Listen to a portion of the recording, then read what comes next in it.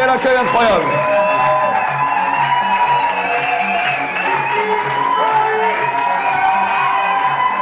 Ils sont très très chauds.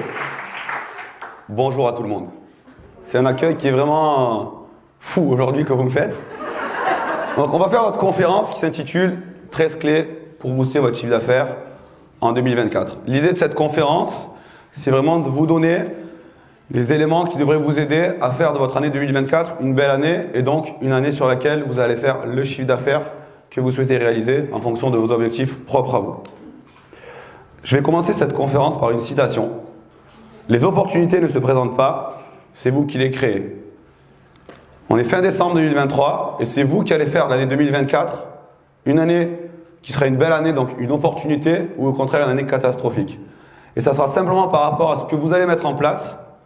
Et à la fin de l'année, il y aura l'addition. Soit une année réussie, soit au contraire une année qui n'a pas fonctionné comme vous souhaitez. Mais les opportunités, c'est à vous d'aller les chercher. Et pour toutes celles et ceux qui regardent cette conférence, l'idée c'est d'aller chercher en 2024 une belle année et une année d'opportunités. Et je vais vous y aider par ces 13 clés que je vais vous donner au fur et à mesure de la conférence. Je vais me présenter pour celles et ceux qui ne me connaissent pas. Donc je m'appelle Julien Raffin, j'ai 39 ans et non 38 parce que j'ai dit au Rennes que j'avais 38 ans mais j'avais oublié qu'une année était passée par là. Donc j'ai 39 ans, 3 enfants toujours par contre. Et je suis originaire de Nîmes, donc une belle ville dans le sud de la France, entre Montpellier et Marseille. Et je suis aujourd'hui à Nîmes pour cette conférence, donc voilà, ils sont heureux d'être à la maison et je suis heureux d'être parmi vous. J'ai écrit donc Groupe C2I, l'Event IMO, Julien Raffin Coaching et Formation, et je suis l'auteur du livre Manifeste des agents et conseillers en immobilier. Qu'est-ce que Groupe C2I? C'est un réseau hybride d'agences et de conseillers immobiliers qui aujourd'hui compte un pôle immobilier, 15 agences et grosso modo 250 conseillers. Et c'est l'entreprise que j'ai créée en 2008, donc il y a quand même pas mal d'années maintenant. L'Event IMO, c'est l'événement mindset du monde de l'immobilier. Pour celles et ceux qui regardent cette conférence en ligne, je vous invite, si vous le souhaitez, à sécuriser votre place avec le QR code. Qu'est-ce que l'Event IMO? C'est une journée complètement dingue qui vous est proposée, sur laquelle vous allez retrouver des personnes au parcours extraordinaire. C'est la 5e édition. On va retrouver Sandra Viricel et Romain Cartier, qui sont des figures de réussite en tant qu'agent immobilier, qui nous feront une conférence métier. On va avoir la chance d'accueillir Virginie Delalande, qui est la première avocate née sourde profonde et qui est aujourd'hui une conférencière. Donc elle a un parcours qui est complètement dingue. On va avoir Louis Lag, qui est un explorateur qui fait le tour du monde pieds nus. Donc il fait le désert, il fait l'Antarctique, il fait des trucs qui sont complètement dingues dans le dépassement de soi. C'est dur de faire mieux. On aura Éric Larchevêque, que vous avez peut-être vu, donc qui va être mon associé et qui a créé ce qu'on appelle une licorne, une boîte valorisée à plus d'1 milliard d'euros.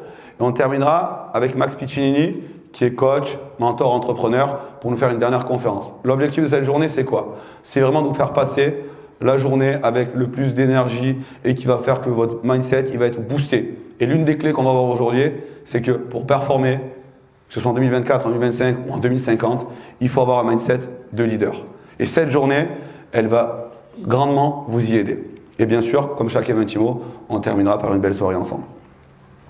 La méthode de travail que j'ai créée, la méthode Maestro, c'est une méthode en fait sur différents piliers, dont certains seront vus aujourd'hui dans cette conférence. C'est la connaissance de soi, donc le mindset. Ok, ce qui se passe ici, mon état d'esprit. J'y reviendrai un petit peu plus tard. L'art de prospecter, travailler 100% en exclusivité, qui doit être un standard. Savoir fidéliser, le travail, la répétition et l'organisation. Donc les piliers métiers, c'est vraiment la connaissance de soi au niveau mindset, chiffres, la prospection, l'exclusivité, l'organisation. A priori, si chacun et chacune ici, dans cette salle ou en ligne, maîtrise ces piliers-là, il y a peu de chances que ça ne fonctionne pas dans votre activité. Cette méthode de travail, elle se décline, elle se découvre sur un livre, le premier livre que j'ai écrit, donc Manifeste des agents et conseillers immobiliers. C'est un livre qui coûte 29 euros. Donc franchement, si vous ne l'avez pas acheté, c'est pas pour ce que je vais gagner, mais par contre, ça peut grandement vous aider à bien performer. Donc vous le retrouvez sur mon site. C'est une académie en ligne, une académie sur une année avec des visios tous les 15 jours en direct, avec du e-learning, avec un groupe privé Facebook et avec un maximum de ressources. Donc c'est tout ce que vous voyez dans le livre de façon beaucoup plus, prononcée et avec plus de contenu. C'est des formations présentielles sur Nîmes et dans différentes villes de France. Et c'est pour celles et ceux qui le souhaitent, des coachings individuels. Donc ça correspond à la méthode Maestro, ça correspond au petit lot, vous voyez, devant cette scène. Je vais vous parler, avant de lancer la conférence, de ma vision de 2024 qui est, grosso modo, exactement la même vision que celle que j'avais en 2023. Elle est très simple. En quoi cette année est une opportunité? Il y a une sélection naturelle par le haut qui va se faire. Je prends l'exemple, on était sur une course de vélo, depuis 2-3 ans, c'était du plat, voire des descentes. C'était pas très compliqué d'avoir une certaine vitesse et une certaine production. On commence depuis 2023 à rentrer dans une espèce de cote où personne ne sait à quel moment elle terminera, mais on va dire qu'on est sur le Mont Ventoux. Et dans une course cycliste, comme dans n'importe quel sport, comme aujourd'hui dans notre métier, quand les difficultés commencent, il y a une sélection naturelle qui se fait par le haut. Et moi, l'objectif de cette conférence, c'est de vous donner des clés pour justement tirer votre épingle du jeu sur 2024. Donc la première chose, c'est quoi? Une professionnalisation de la profession. Et cette professionnalisation, elle était grandement nécessaire. Parce que si aujourd'hui on va être respecté en tant qu'agent immobilier, et vous savez, pour celles et ceux qui ont lu le livre, je dis que pour moi, le métier d'agent immobilier, c'est le plus beau métier du monde. Après, les pompiers et le corps médical, parce qu'on aide les Français à se loger. Donc on a une vraie mission sociétale, et à partir de là, il ne peut pas y avoir de guignol qui fasse ce métier-là, parce qu'il y a beaucoup trop d'enjeux derrière pour nos clients. Donc ça, c'est une bonne nouvelle. Ensuite, il y a vraiment une maîtrise de la psychologie du prix vendeur. Et je dis bien une maîtrise de la psychologie, plus qu'une maîtrise du prix en lui-même. Parce que le prix, c'est ni vous ni moi qui le faisons, c'est le marché. Et aujourd'hui, le marché, on verra très rapidement, parce que ce n'est pas une conférence métier, par l'augmentation des taux d'intérêt, le marché ne peut que baisser. Il faut juste l'expliquer à des vendeurs, leur faire comprendre. Et c'est plus de la psychologie que du rationnel. Donc ça, moi, je ferai une formation là-dessus au mois de février, sur toute une journée, sur comment on peut utiliser ces leviers-là pour faire de façon opérationnelle une belle année 2024. Ensuite, cette reconquête des acquéreurs, elle a déjà démarré il y a 1 an. Mais aujourd'hui, on voit toutes et tous que les acquéreurs sont là et qu'on est obligé de s'occuper d'eux. Plus. Et ça, on aurait dû le faire même dans les années où le marché était vraiment axé vendeur. Il faut savoir le faire. Il y a l'adaptabilité. Aujourd'hui, ces phrases-là, je disais exactement les mêmes il y a 1 an. Donc déjà, si on regarde ça, qu'on n'a pas agi sur ces points-là, on est déjà en retard. Mais vraiment, c'est vraiment cette vitesse d'adaptabilité. À quel moment j'arrête de me dire, oui, mais avant, les taux, ils étaient à 1% et on vendait à une semaine. C'est fini. C'est comme ceux qui vous parlent, oui, mais dans les années 2005, stop. Il est inutile d'avoir des résistances sur le changement de marché. Le marché, c'est ni vous ni moi qui allons faire que. Par contre, il faut s'adapter avant les autres. Et si vous vous adaptez avant les autres et vous changez certaines choses dans votre plan d'action, vous aurez des résultats que n'auront pas les autres. Pendant que les autres se plaignent, vous allez agir. Et il vaut mieux être dans l'action que plutôt en mode résistance. Oui, mais le marché, c'est dur, les notaires, et aller pleurer. Ensuite, le mindset de gagnant pour traverser cette, et j'ai fait exprès de le mettre, crise. En fait, c'est juste une situation, ça peut être une crise, mais c'était vraiment pour dire, ok, le marché c'est compliqué, on n'y arrive pas. Non. Avec un mindset de gagnant, je suis calibré pour réussir. Et je vais donc réussir. Et vous allez réussir si vous faites ce qu'il faut. Le voyage que je vous propose de faire ensemble, c'est un voyage qui va se faire en 13 étapes, et ce sont les 13 clés que je vais vous donner pour pouvoir faire une belle année en 2024. La première clé, ça sera d'avoir une vision claire de votre business. La seconde, d'analyser de façon factuelle votre business à l'instant T, fin d'année 2023. Mettre ensuite un plan d'action en place. Élever vos standards et croyez en vous. Adopter un mindset de gagnant. Donc ça, c'est des choses qu'on a déjà vues. Adopter un environnement propice à la réussite. Intégrer des habitudes productives. Mettre en place un écosystème de génération de leads fiable, efficace et constant. Cherchez toujours l'efficience. Adaptez-vous au marché. Et enfin, passez au 100% exclusivité. Suivez et fidélisez vos clients. Et adoptez un coach ou un mentor. A priori, en respectant ces 13 clés, tout devrait bien se passer pour votre voyage immobilier de 2024. La première clé que je vais vous partager, ayez une vision claire. La vision est la promesse de ce que l'on sera un jour. S'il n'y a pas de vision dans un business ou dans la vie, rien ne peut fonctionner. D'accord ? Je vais vous partager une définition relativement simple à comprendre de la vision. La vision, aperçu clair de ce que vous souhaitez réaliser à l'avenir. Elle doit être ambitieuse, inspirante et refléter vos valeurs et aspirations les plus profondes. La vision d'entreprise est un horizon lointain, un idéal que vous aspirez à atteindre. C'est la représentation de ce que votre business sera demain. La vision, c'était initialement pour les entreprises. Sauf qu'aujourd'hui, pour la plupart d'entre vous, vous êtes vos propres entreprises. Vous devez fonctionner comme Tesla ou comme Apple. Même si vous êtes tout seul, en auto-entrepreneur, à faire la transaction immobilière. Parce que sans vision, ça ne marchera jamais. Et je vais vous le prouver. Ici, vous avez petite route, du brouillard. Et est-ce qu'il y en a parmi vous qui ont déjà conduit avec du brouillard? Ouais.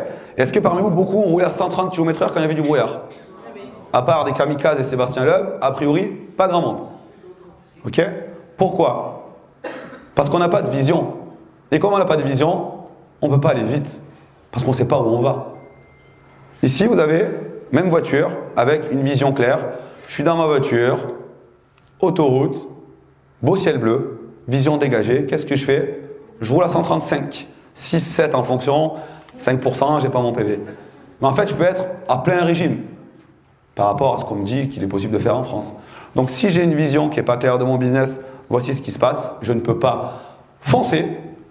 Et si j'ai une vision claire, une fois que ma vision elle est établie, et c'est la première chose à établir dans son business, j'ai juste à foncer. J'ai une vision, je sais où je veux aller, la route est dégagée, je bombarde. La vision elle est là. Où je veux aller à 3 mois, où je veux aller à 6 mois, où je veux aller à 1 an, où je veux aller à 3 ans. À 1 an, la vision elle doit être extrêmement claire. C'est-à-dire qu'une fois que vous allez définir votre vision, et je vais vous proposer une formation qui va être génialissime en janvier, une fois que vous savez quelle est votre vision de l'année, on ne touche plus la vision. C'est fini. Si ma vision c'est de faire ça, étape numéro 2, situation actuelle, étape numéro 3, plan d'action, je mets mon plan d'action et j'accélère. Mais il est inutile d'accélérer sans vision. C'est comme si je prenais ma voiture, j'accélérais à fond, parce que je suis garé comme ça, tout droit. Je ne sais pas où je vais. Donc la première chose, c'est d'avoir une vision. Et c'est le premier point que je voulais vous évoquer aujourd'hui. Je ferai une formation là-dessus le 10 janvier 2024. Ça va s'intituler Cap Excellence, Vision, Action, Transformation. Ce sera une formation maestro de 8 heures sur laquelle vous aurez un livret de travail d'une 40aine de pages qui va vous permettre de pouvoir définir votre vision. Et ça sera une formation, c'est-à-dire que ce ne sera pas une formation où je vais vous donner des choses. Ce sera de l'échange, mais vous allez travailler à 80% du temps de la formation en annotant votre vision à 1 an, vision à 3 ans, ce que vous allez faire pour atteindre cette vision. Donc c'est vraiment un support, ça sera la colonne vertébrale de votre réussite de votre année 2024. Ensuite, il y aura la partie situation actuelle, tout ce qu'on va voir un petit peu après. Et puis après, il y aura la partie mon plan d'action. J'ai ma vision, je sais où j'en suis, et ensuite, je mets mon plan d'action pour aller dans le sens de ma vision. Si ces 3 étapes sont respectées, il n'y a aucune possibilité d'échouer. Mais beaucoup n'ont pas de vision. Ils ont un plan d'action sans savoir pourquoi ni comment. Donc et ils font quoi? Ils défont. Je fais, ça marche pas, je change, je fais que ça. Mais comme je ne sais pas où aller en fait, je tourne en rond. C'est l'hamster qui est dans sa roue. Donc première chose, c'est la vision. Il y a des questions qu'on peut se poser concernant sa vision, des questions qui sont hyper pragmatiques et très simples. La première, quels sont mes objectifs à long terme? La seconde, quelles sont les valeurs que je souhaite véhiculer à travers mon business? On a parlé de valeurs tout à l'heure. Comment je vois mon business dans 3 à 5 ans? Et d'ailleurs, déjà, comment je le vois à 1 an, pour commencer? Quelles sont les top 3 choses que je désire accomplir dans l'année 2024? Et surtout, pourquoi? Qu'est-ce qui se passe si je les réalise? Qu'est-ce qui se passe si je ne les réalise pas? Quelle est l'habitude personnelle qui doit changer dès maintenant chez moi? On parlera un petit peu tout à l'heure des habitudes productives et improductives. Croyances, habitudes, résultats. Pas plus compliqué que ça. Quel est le revenu net que je souhaite obtenir chaque année d'ici 12 mois et pourquoi? Et ça, c'est un exercice qu'on fera sur cette formation maestro de janvier, d'avoir ce qu'on appelle votre sécurité financière. Quelle est à l'euro près la somme que vous devez gagner chaque mois pour payer vos factures, nourrir vos enfants, payer votre crédit, la taxe foncière, EDF, l'eau, l'assurance, basta. Donc pour survivre, il y a un montant, vous devez le connaître par cœur. Et ensuite, quel est mon chiffre d'indépendance financière? C'est-à-dire, je rajoute à ma sécurité financière les loisirs, les restos, les sorties, les fringues, le plaisir. Et une fois que vous connaissez ces chiffres-là, on le verra après, vous avez juste à savoir qu'est-ce que vous devez faire pour gagner cette somme-là. Et tout ce que vous devez faire doit transiter dans est-ce que oui ou non ce que je fais m'amène à mon indépendance financière. Si ce n'est pas le cas, il faut changer, il faut arrêter. Et ensuite, comment sera mon business idéal dans 12 mois? Je visualise, dans 12 mois, où est-ce que je vais être? Qu'est-ce que je veux être? Qu'est-ce que je veux avoir? Qu'est-ce que je veux faire? Ok, c'est clair, je le note. C'est ma vision. La deuxième clé que je vais vous donner, c'est la suite de la vision, d'analyser votre business de façon la plus pragmatique possible. Ok? Comment on va faire? Vous allez faire, pour celles et ceux qui sont dans l'Académie Maestro, qui ont fait les formations Maestro, j'en parle aussi dans le livre, connaissent ce qu'est le bilan d'activité. Le bilan d'activité, c'est un document qui tient sur une page A4, c'est tout sauf une usine à gaz, dans lequel vous allez retrouver quoi? Votre nombre de ventes, chiffre d'affaires hors taxes encaissées, honoraire moyen par vente, nombre de mandats signés, pourcentage de mandats exclusifs signés, nombre de rendez-vous de prise de mandat, nombre d'acheteurs sortis. En gros, tout votre business, il est là. Le reste, inutile. À partir du moment où vous connaissez ces chiffres-là, là, vous avez votre situation actuelle, factuelle, chiffrée, d'où vous en êtes. Le reste, c'est que des ressentis. C'est comme si je prends qui sont les meilleurs buteurs en 2023 dans le monde. Je crois qu'il y a Haaland qui a 53 buts, Mbappé 52, Cristiano Ronaldo 52, et Balotelli peut-être 8 buts, même si dans sa tête, c'est lui le meilleur joueur du monde. Mais la réalité, ce sont les chiffres. Tout le reste, c'est faux. Donc, vous regardez ces chiffres-là, soit ils vous feront plaisir, soit ils vous feront mal, mais quoi qu'il en soit, ça s'appelle votre situation actuelle. Si je veux savoir combien je pèse, j'ai un truc à faire. Je fais un pas vers l'avant, je prends ma balance et je regarde et j'en tire des déductions. Et ensuite, je mets un plan d'action pour atteindre le poids que je veux. Pour nous, c'est pareil. Il est impossible de vous auto-évaluer si vous ne connaissez pas par cœur vos chiffres. Sur cette notion de situation actuelle, vous allez aussi analyser votre business en 4 points. Le premier point, c'est quelle est la nature de mon problème principal aujourd'hui? Qu'est-ce qui fait que ça ne fonctionne pas? Je vais juste changer ça. Ensuite, qu'est-ce qui est confus dans mon business? Et je vais le clarifier. La vision, si elle est confuse, je vais la clarifier. Je sais exactement dans un an qui je vais être, qu'est-ce que je vais faire, est-ce que je vais avoir. Tant que je n'ai pas ça, c'est inutile de me lever pour aller faire de la prospection ou pour aller rentrer des acheteurs et des vendeurs. Parce que je n'ai pas de vision. Qu'est-ce qui manque aujourd'hui à mon business? Et je vais le rajouter à ce que je fais déjà. Et ensuite, qu'est-ce qui va bien? Et je vais l'amplifier. Ce qui va bien, je vais continuer à bien le faire. Si j'ai un système qui fait que par une certaine prospection, je rentre des leads, ben mettez l'accent là-dessus. L'objectif, c'est surtout pas de faire ce qu'on nous dit à l'école, d'avoir la moyenne partout. C'est de la merde, parce qu'avoir la moyenne partout, ça va vous assurer d'aller au Pôle emploi dans 2 ans dans notre métier. Par contre, si vous excellez dans un mode de prospection, que ce soit du réseautage, du cercle d'influence, peu importe quoi, du business, faites-le à fond, soyez le meilleur là-dessus, et vous serez peut-être dans tout le reste pas bon parce que ça ne vous intéressera pas, mais si votre canal d'acquisition, s'il y en a qu'un qui vous génère votre business et qui vous permet d'atteindre vos objectifs, ben soyez le meilleur là-dessus et n'allez pas sur les autres terrains que vous ne maîtrisez pas.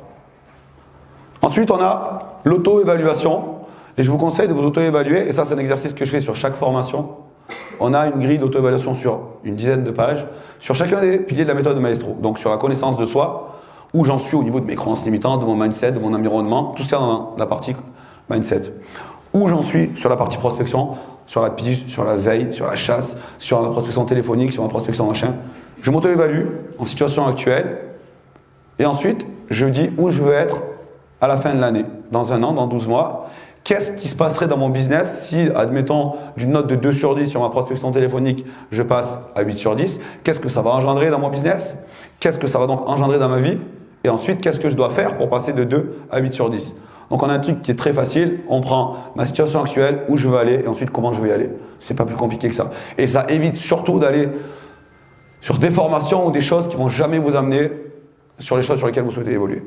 Donc connaissance de soi, prospection, exclu organisation, les facteurs clés de succès d'un conseiller en immobilier. Et ce sont donc les piliers de la méthode Maestro.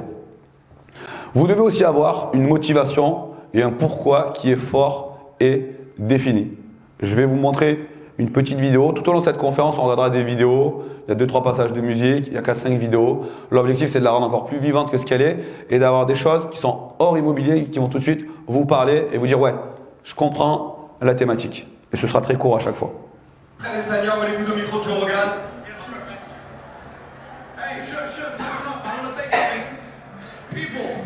Ça va être traduit. Il y a quelque chose à dire, très important.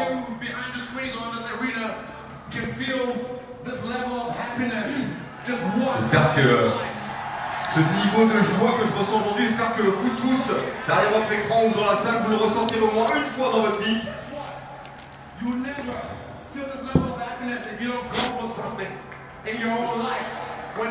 faut un but dans la vie, sinon vous n'obtiendrez jamais ce niveau de joie.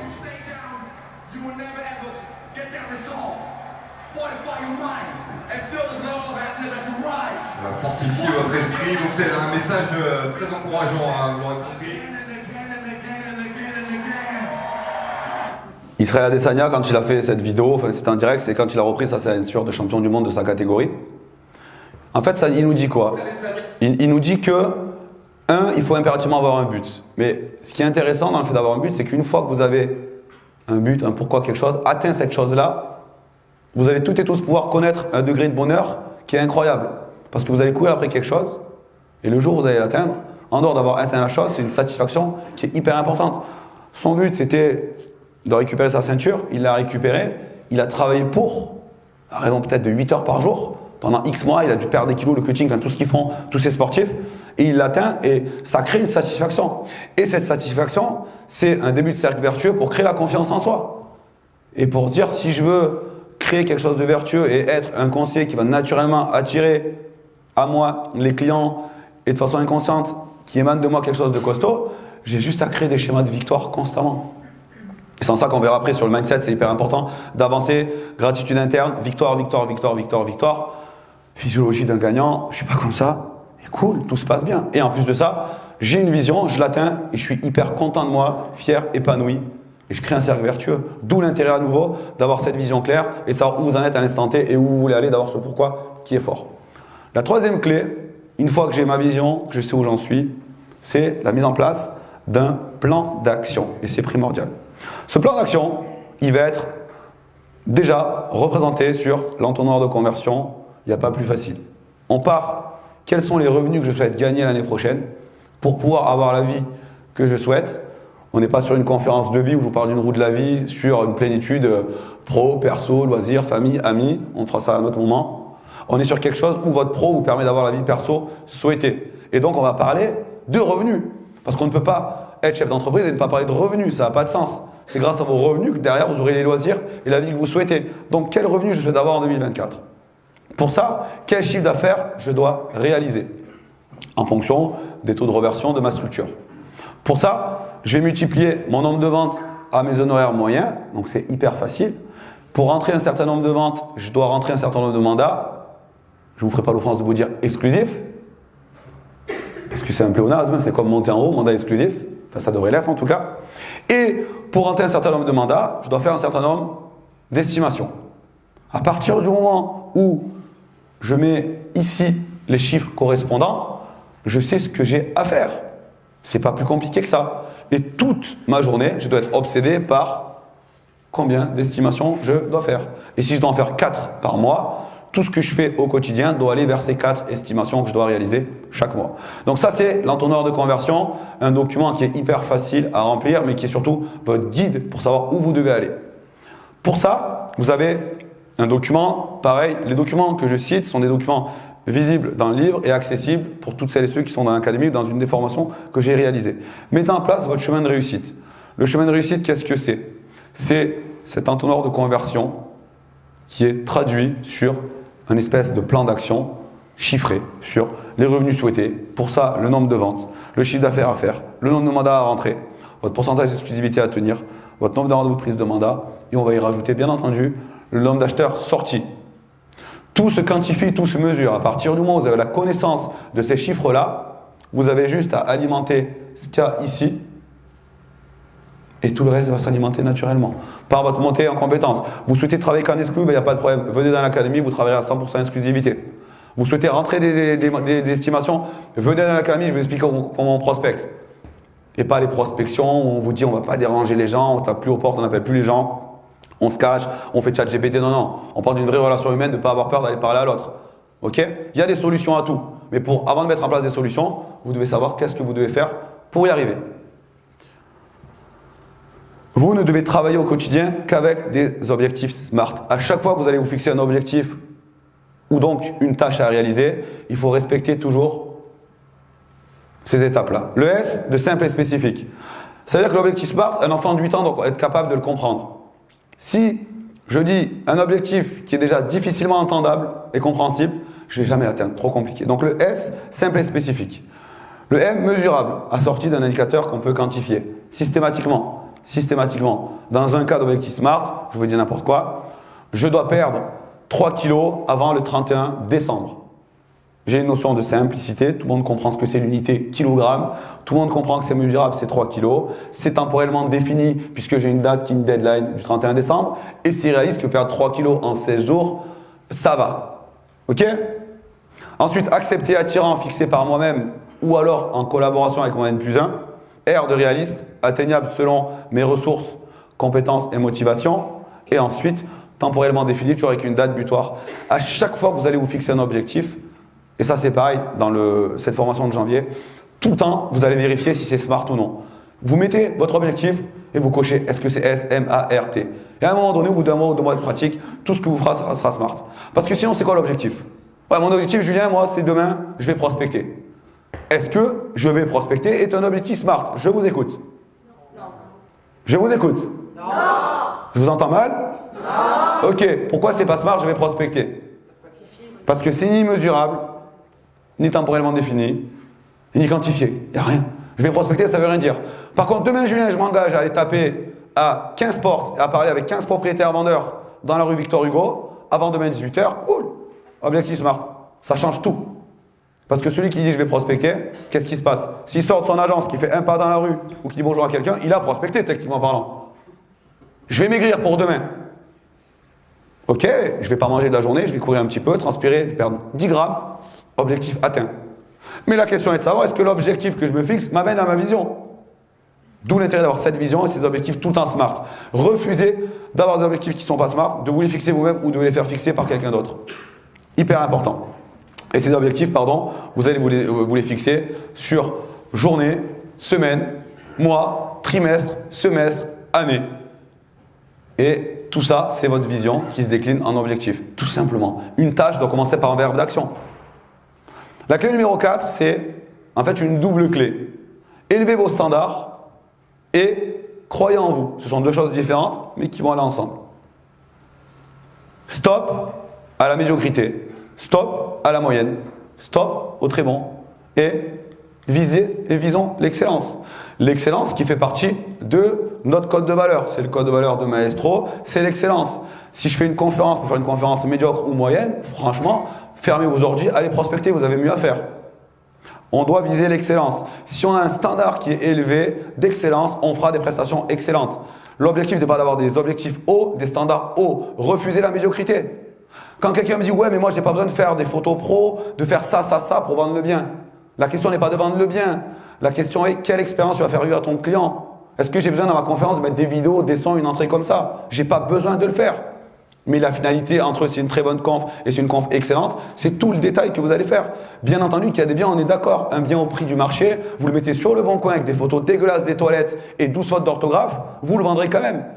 La finalité de notre métier n'est pas de vendre un bien immobilier, c'est de faire vivre une putain d'expérience client à nos vendeurs et nos acheteurs qui se rappellent dans leur tête « Waouh, j'ai vu 20 agents immobiliers, mais je veux lui !» Il n'y a que comme ça que vous allez générer des recommandations. Mais moi, je ne vais pas investir 150 € pour vendre son bien, je n'ai pas besoin de ça. Ne pensez plus à vendre des biens de vos clients. Pensez là à ce qui se dit dans votre tête. Putain, mais c'est qui cet agent immobilier incroyable? L'expérience client, il n'y a que ça qui compte. Le reste, ça ne marche pas. On a de la recommandation, non pas parce qu'on a vendu un bien, parce qu'on a fait une expérience client incroyable. Vous avez toutes et tous eu des recommandations de clients auprès de qui vous n'avez même pas vendu le bien.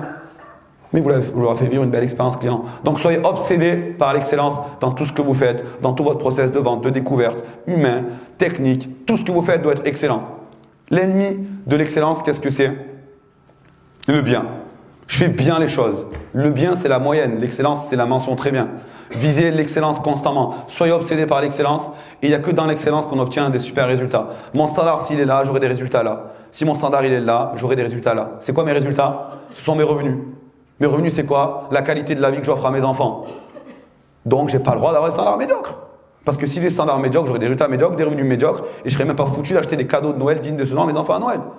Et je n'ai pas envie de cette vie-là pour ma famille. Donc, on doit monter nos standards et viser l'excellence pour offrir un cadre de vie à nos proches excellent. D'accord? Nous obtenons ce que nous tolérons. Donc, on ne va pas atteindre notre objectif, on va atteindre notre standard. Refusez tout ce qu'il y a en dessous de l'excellence. Et franchement, la vie de chacun d'entre nous sera juste oufissime et incroyable. Et on aura la vie qu'on mérite. Je vais vous faire à nouveau partager une petite vidéo. Notre peur la plus profonde n'est pas d'être inapte. Notre peur la plus profonde est d'avoir un pouvoir extrêmement puissant. C'est notre propre lumière et non notre noirceur qui nous effraie le plus. Nous déprécier ne servira jamais le monde. Et ce n'est pas une attitude éclairée de se faire plus petit qu'on est en espérant rassurer les gens qui nous entourent. Nous sommes tous conçus pour briller comme les enfants. Cette gloire n'est pas dans quelques-uns, elle est en nous. Et si nous laissons notre lumière briller, nous donnons inconsciemment aux autres la permission que leur lumière brille. Si nous sommes libérés de notre propre peur, suffit alors à libérer les autres. Ça veut dire quoi? Ça veut dire que si on vise, comme je vous ai dit au départ, on élève nos standards et que, rappelez-vous, dans cette clé, c'est une double clé et que vous croyez en vous, naturellement, le fait d'élever ces standards va faire que vous allez prendre confiance en vous, croire en vous. Est-ce que les clients ont envie de travailler avec des losers? Oui ou non? Est-ce que j'ai envie de travailler quand je vais chez un avocat, chez un dentiste ou chez je ne sais qui avec un mec loser qui a une physiologie comme ça, qui regarde et qui bégaye quand il parle et qui ne sait pas de quoi il parle? Oui ou non? Est-ce que j'ai envie de donner la maison à des agents immobiliers qui subissent leur vie ou des mecs qui savent de quoi ils parlent, qui sont confiants en eux, qui ont confiance en eux? À qui je vais donner ma maison? Au meilleur. On veut travailler avec les meilleurs. Qui c'est qui est booké? C'est le top dermato ou celui qui est Doctolib ouvert même de minuit à 23h50 du lundi au dimanche? C'est le bon. Qui c'est le resto qui vend? C'est le resto de merde ou celui qui a les prix les plus chers qui marche? Si vous élevez vos standards, vous aurez des meilleurs résultats, vous aurez une meilleure confiance en vous, vous aurez une vie perso qui sera plus cool et en plus de ça, vous allez pouvoir saler à l'addition dans vos tarifs. Parce que l'excellence, le standard là-haut égale des tarifs là-haut. Et des tarifs là-haut égale moins de volume pour arriver à votre résultat choisi. Donc visez que l'excellence. On n'a pas un métier d'élite en tant qu'agent immobilier pour prendre des coms à 3000 balles ou pour faire des réseaux à la con sur un modèle économique où vous faire 5 ventes dans le mois pour gagner sa vie. Car ce n'est pas possible de faire 5 ventes par mois constamment pendant 15 ans, 60 ventes par an. Donc on élève nos standards, on élève notre qualité de vie, on élève notre confiance en nous et on élève donc notre rémunération. D'accord? La clé numéro 5, c'est une clé que je vous partage très souvent et que je continuerai de partager tout le temps. Parce que c'est déjà une des pierres angulaires de la réussite d'un être humain en dehors de la partie professionnelle. Et c'est dans la méthode de Maestro, le premier pilier, cette notion de mindset. Cette notion de mindset, je vous rappelle ce que c'est. Une notion d'état d'esprit. Donc, quel est mon état d'esprit? Et on va voir différentes clés à utiliser. C'est quelque chose qui n'est plus relatif à l'immobilier, c'est quelque chose qui est relatif à un mode de vie. Et aujourd'hui, on se dit ça c'est à la mode. Non, c'est pas à la mode. C'est juste que c'est une norme de notre société qui arrive avec 20 ans de retard par rapport aux États-Unis. Mais quand aujourd'hui on parle à des gens lambda de développement personnel, il y a moins de 5% des gens en France qui savent ce que c'est. Je fais des formations avec des gens qui sont dans l'immobilier, donc dans le business. Je parle avec eux, je leur dis, est-ce que tu connais Anthony Robbins? Non. Tu connais David Laroche? Non. Tu connais Max Piccini? Non. Tu connais Franck Nicolas? Oh, c'est qui, un nouveau joueur de foot de l'OM? Non. C'est les mecs qui font du développement personnel. Est-ce que tu connais Napoleon Hill? Est-ce que tu connais Dale Carnegie? Oh non, non. Est-ce que tu as déjà lu ce livre-là? Non. Et ça, c'est 90% des gens. Et je ne parle pas d'aller au PMU de Bouillard dans mon village, demander aux poivrons du village. Je parle à des mecs qui font du business, qui doivent en mettre dans une notion de croissance. C'est-à-dire qu'aujourd'hui, ce qu'on pense être à la mode n'est pas à la mode. C'est juste qu'aujourd'hui, le développement personnel en France, qui est pas une mouvance, mais qui est un mode de vie axé sur la croissance, où on a envie d'aller mieux, d'avancer dans nos vies, va être une norme dans 10, 15, 20, 30, 50 ans. Donc on est dans quelque chose où on entend beaucoup, mais c'est juste les prémices d'un mode de vie qui fait qu'aujourd'hui, faire du développement personnel, c'est juste vouloir croître et être une meilleure personne chaque jour. Donc c'est pas une mode, c'est quelque chose, c'est vraiment un courant de vie que je vous invite à aller rejoindre vite et bien. Donc pour ça, la première chose à se dire, et là je vais vous repartager tout à l'heure quelque chose que je vous avais déjà partagé lors de l'événement Timo. Ici, entre mes deux mains, on possède l'ordinateur le plus puissant. Ça s'appelle notre cerveau. Notre cerveau, représenté ici, c'est quoi? C'est 86 milliards de neurones. C'est pas mal. Hein, c'est 10 000 milliards de connexions nerveuses et il y a une information qui circule à hauteur de 430 km/h. TGV. Donc on a une machine qui est incroyable ici. C'est comme si en fait j'avais acheté mon plus beau Mac. Ceci n'est pas un placement de produit. Mais je suis plutôt Mac que PC. Et en fait ce Mac là, je l'utilise pas bien. On a un ordinateur qui est hyper puissant, mais je peux avoir le meilleur Mac du monde. Si dedans j'y mets que de logiciels de merde et rien de productif, ça ne marchera pas. Je vous refais ce que j'avais déjà fait à l'événement. Dans ce cerveau là, dans cette salle, qui a un ordinateur? Ok, en ligne, levez pas la main, je ne vous vois pas. Ok, qui a déjà installé des programmes sur son ordinateur? Ok, qui a déjà eu des ralentissements sur son ordinateur? Ok, qui a déjà eu des virus dans son ordinateur? Qui a déjà installé des antivirus sur son ordinateur? Ok, ben, notre système c'est exactement pareil. Tout ce que je vais appeler des programmes, c'est tout ce que j'écoute. Quand je regarde Hanouna ou que j'écoute un podcast d'Anthony Bourbon, je mets un programme dans ma tête. C'est comme quand je vais sur un site de merde ou quand je vais sur un site protégé et sécure via Google Chrome. Et si dans ma tête, j'y mets des programmes de merde depuis 1 an, 2 ans, 5 ans, 10 ans, 30 ans, 50 ans, eh bien, l'ordinateur le plus puissant du monde, il fait ce qu'on lui dit de faire. Donc s'il bouffe du Hanouna, des Marseillais à Miami, du BFM, du truc, ben, cet ordinateur-là, ben, ça devient d'un Mac, un Atari, vous voyez. Il est relativement lent. Et il a des modes de fonctionnement qui ne vont pas du tout vous amener à la réussite. Donc ce système-là, il faut le protéger. On va voir comment tout à l'heure. On va le protéger par plein de clés. On va le protéger par balayer les croyances limitantes. On va le protéger par un environnement solide. On va le protéger par... On coupe les médias. On va le protéger par méditation. On va le protéger par tout ce qu'on va voir. Mais il faut se dire que là, en fait, on a un programme. On a la chance d'avoir un putain de bel ordinateur. Et on l'utilise hyper mal. Rappelez-vous, si j'achète le Mac le plus cher du marché, mais que je n'utilise pas à son plein potentiel, ça sert à rien. Si j'achète une Ferrari que je roule avec à 15 km/h parce que je ne sais pas la conduire, ça sert à rien. On a la capacité d'aller hyper vite avec ça. Donc ce cerveau-là, on doit lui mettre les bonnes choses dedans pour qu'il fonctionne. La perception qu'on a crée notre réalité. Je vais vous faire cet exercice, comme je vous ai déjà fait à l'Eventimo, qui dure 10 secondes. Vous allez ouvrir vos yeux, pour celles et ceux qui sont endormis, et vous allez compter le nombre d'objets bleus que vous voyez tout autour de vous. Allez-y, ça dure 10 secondes. Donc regardez, il y a des gens paralysés, ils sont comme ça, ils ne bougent pas. Donc soit you don't speak French, soit vous en foutez de ce que je dis. Ok. Après, il y a un voyage à gagner à Miami pour celui qui a le plus de... Ah, étonnamment, là, ça intéresse. Ok, donc parmi vous maintenant, qui a trouvé un objet bleu? Au moins un objet bleu. Au moins 5. Levez la main aussi ceux qui sont en ligne. Je vous vois maintenant. Au moins 5 objets bleus. Au moins 10. Au moins 15. Au moins 20. Au moins 25. On va faire la conférence là-dessus. Au moins 100, comme ça. Oh, ok, merci. Au moins 1000. Toujours plus. Et parmi vous, qui a maintenant trouvé un objet rose? Bah, toi, je ne compte pas. 5 objets roses. Donc, de façon proportionnelle, il y a beaucoup plus de personnes qui ont trouvé des objets bleus à des objets roses. Et ça s'explique par une raison qui est très simple. Ça s'explique par la programmation. L'exercice qu'on vient de faire, c'est un exercice qui s'appelle faire une programmation mentale. Donc, nos cerveaux sont programmés pour se concentrer sur certaines choses et ignorer les autres. Et encore, j'ai été gentil. Je ne vous ai pas dit en mode, on peut le refaire. Voilà, on va faire un jeu qui est très important. Vous allez regarder le nombre d'objets bleus autour de vous. Pensez bleu.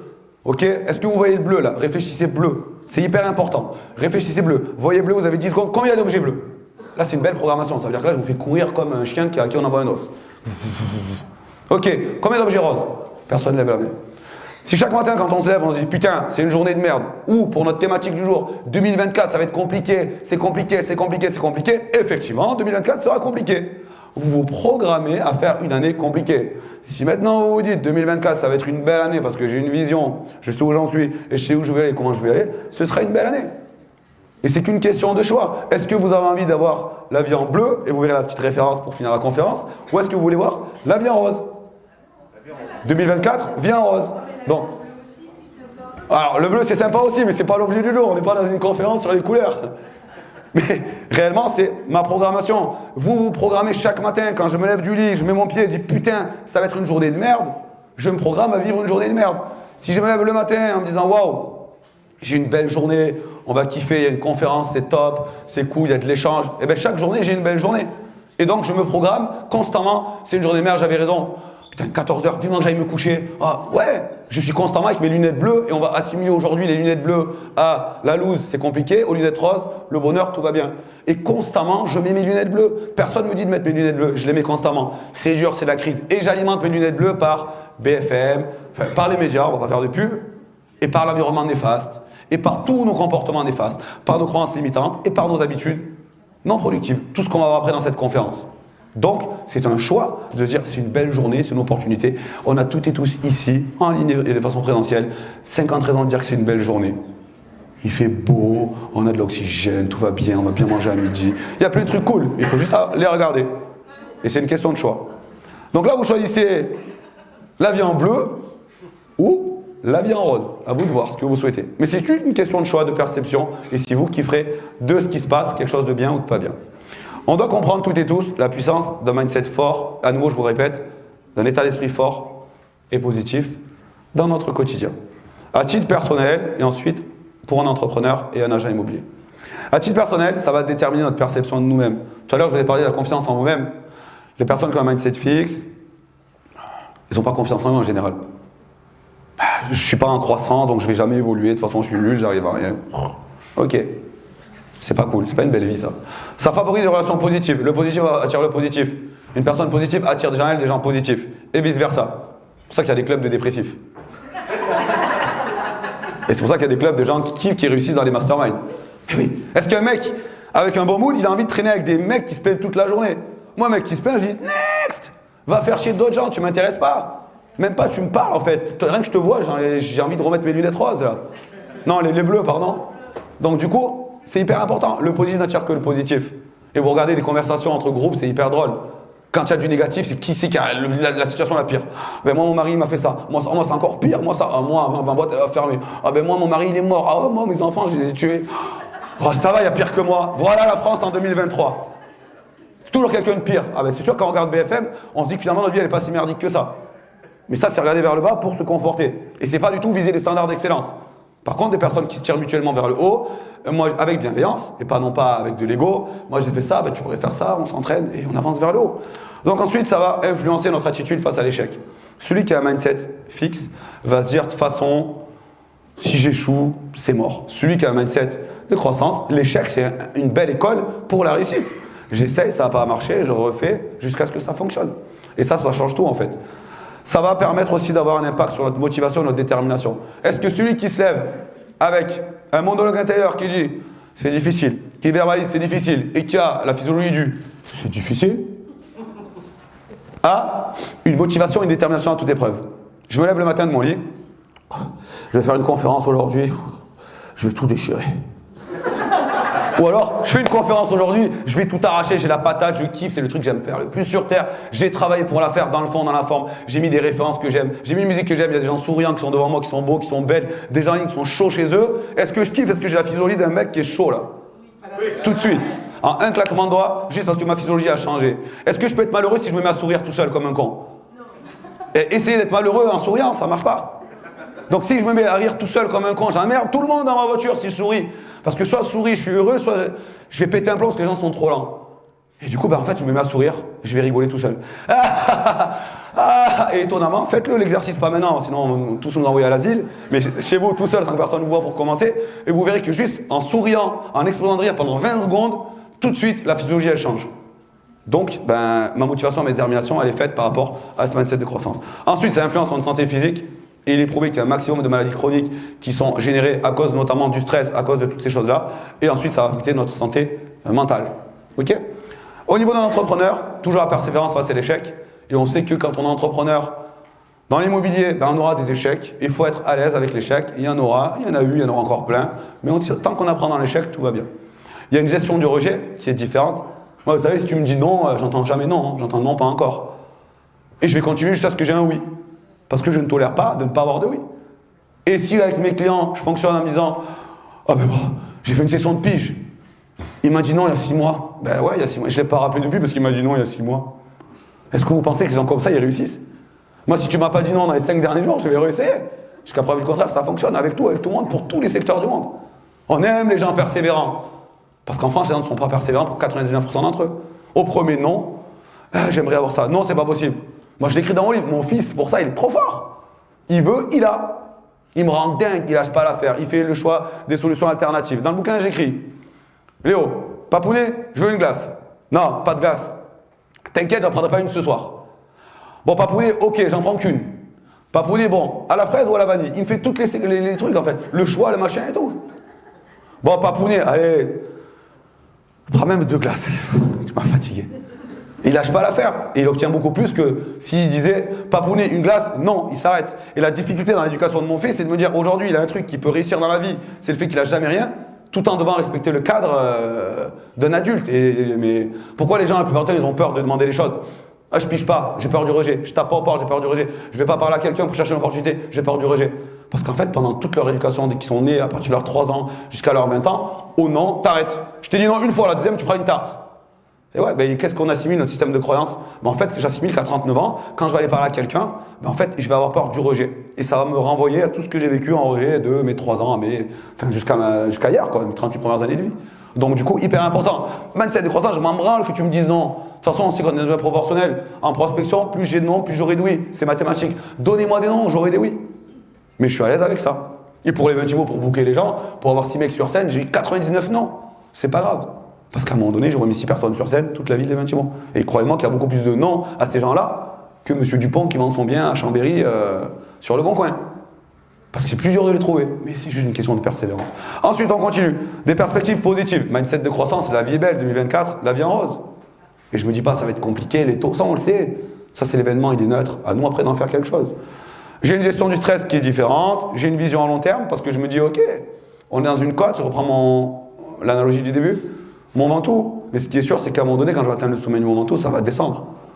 Et si je suis prêt à descendre vite en ayant bien monté, je vais encore plus gagner du temps dans la descente. Je sais qu'à un moment donné, ça va se décoincer. C'est une question de patience. Je fais le job depuis 16 ans, des cycles, il y en a eu. Il y a rien de nouveau aujourd'hui. C'est juste qu'il y a 80% des conseillers immobiliers, il y a 6 ans, ils faisaient un autre métier, donc ils ne savent pas comment ça se passe. Mais c'est juste des cycles, et il n'y a rien de grave en fait à ce qui se passe aujourd'hui. Il faut juste s'adapter. Il y a le leadership. Pour celles et ceux qui ont la volonté ou qui ont déjà des équipes, on suit qui? On suit un leader. Un leader, il a une vision, un leader, il a des convictions, un leader, il a des valeurs.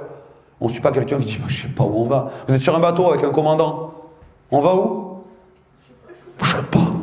Est-ce que vous sautez du bateau ou est-ce que vous dites serein, le mec il sait de quoi il parle? Leadership. Et ensuite compétitivité. Dans un marché où on a grosso modo 200 000 conseillers immobiliers en France, il faut faire sa place. Même s'il y en a un peu moins en cette fin d'année qu'en début d'année. Mais quoi qu'il arrive, c'est un marché qui est compétitif. Donc tout ça fait qu'aujourd'hui, on doit avoir un mindset de croissance. Vous devez identifier vos croyances limitantes et les transformer ensuite en croyances aidantes. Cette notion de croyance limitante, j'en parle tout le temps parce qu'elle a une importance que pas grand monde mesure. Oui, croyances limitantes, on en entend toutes les sauces. Tant que les croyances limitantes, elles ne sont pas résolues, vous pouvez faire ce que vous voulez. Vous avez une vision, vous avez un plan d'action. Tant que vous avez des croyances limitantes, ça ne marchera pas. Parce que la croyance limitante, c'est la rétention interne qui va se passer. Vous allez être bloqué par vous-même. Mais putain, j'ai la vision, je sais comment je dois faire. Mais tant que tu n'as pas ta croyance limitante qui a pété, tu n'y arriveras pas. Donc le premier réglage, il est mental avant d'être technique. C'est hyper important. Une croyance limitante, qu'est-ce que c'est? Déjà, définissons une croyance. Une croyance, ce n'est pas une vérité. Une croyance, c'est une opinion que nous avons sur nous-mêmes, les autres ou le monde. Donc une croyance, ce n'est pas une vérité, c'est bien ce qu'il faut se dire. Ce que je crois n'est pas vrai. Ce que je crois est ma vérité, mais ma vérité n'est pas la vérité. Ok? Une croyance limitante, c'est un état d'esprit, une croyance à notre sujet qui nous freine d'une manière ou d'une autre. Je suis trop je suis pas assez pour y arriver. À partir du moment où on dit que je suis trop quelque chose ou je suis pas assez quelque chose, c'est une croyance limitante. Et si aujourd'hui, parce que ça va aller très vite sur la croyance limitante, vous n'arrivez pas à les identifier, à chaque fois dans votre tête que vous allez dire je suis trop quelque chose, je suis pas assez quelque chose, notez-le et réfléchissez. Et c'est une croyance limitante que vous venez d'identifier. Croyances limitantes, elles ont 4 sources principales. Croyances limitantes, je vous l'ai dit, mais je vous le reprends, elles vous filtrent la réalité. Quand je vous dis une croyance, ce n'est pas une vérité. Donc ce que vous croyez être sûr et certain, jusqu'à ce qu'on prouve le contraire, ça s'appelle une croyance. On croyait que le monde était plat, puis un jour quelqu'un a prouvé que le monde, en fait, c'était une forme de sphère. Incroyable. Pourtant, pour tous les êtres humains sur Terre, la Terre est plate. C'est une évidence, on nous l'a dit. Elle n'est pas plate, la Terre. Et tous les jours, nous on a des croyances qui vont être alimentés par ce qu'on va voir juste après. Ensuite, ça va être un frein à notre développement personnel. Si je crois que je suis pas assez quelque chose pour faire quelque chose, donc je ne vais pas me donner les moyens d'y arriver.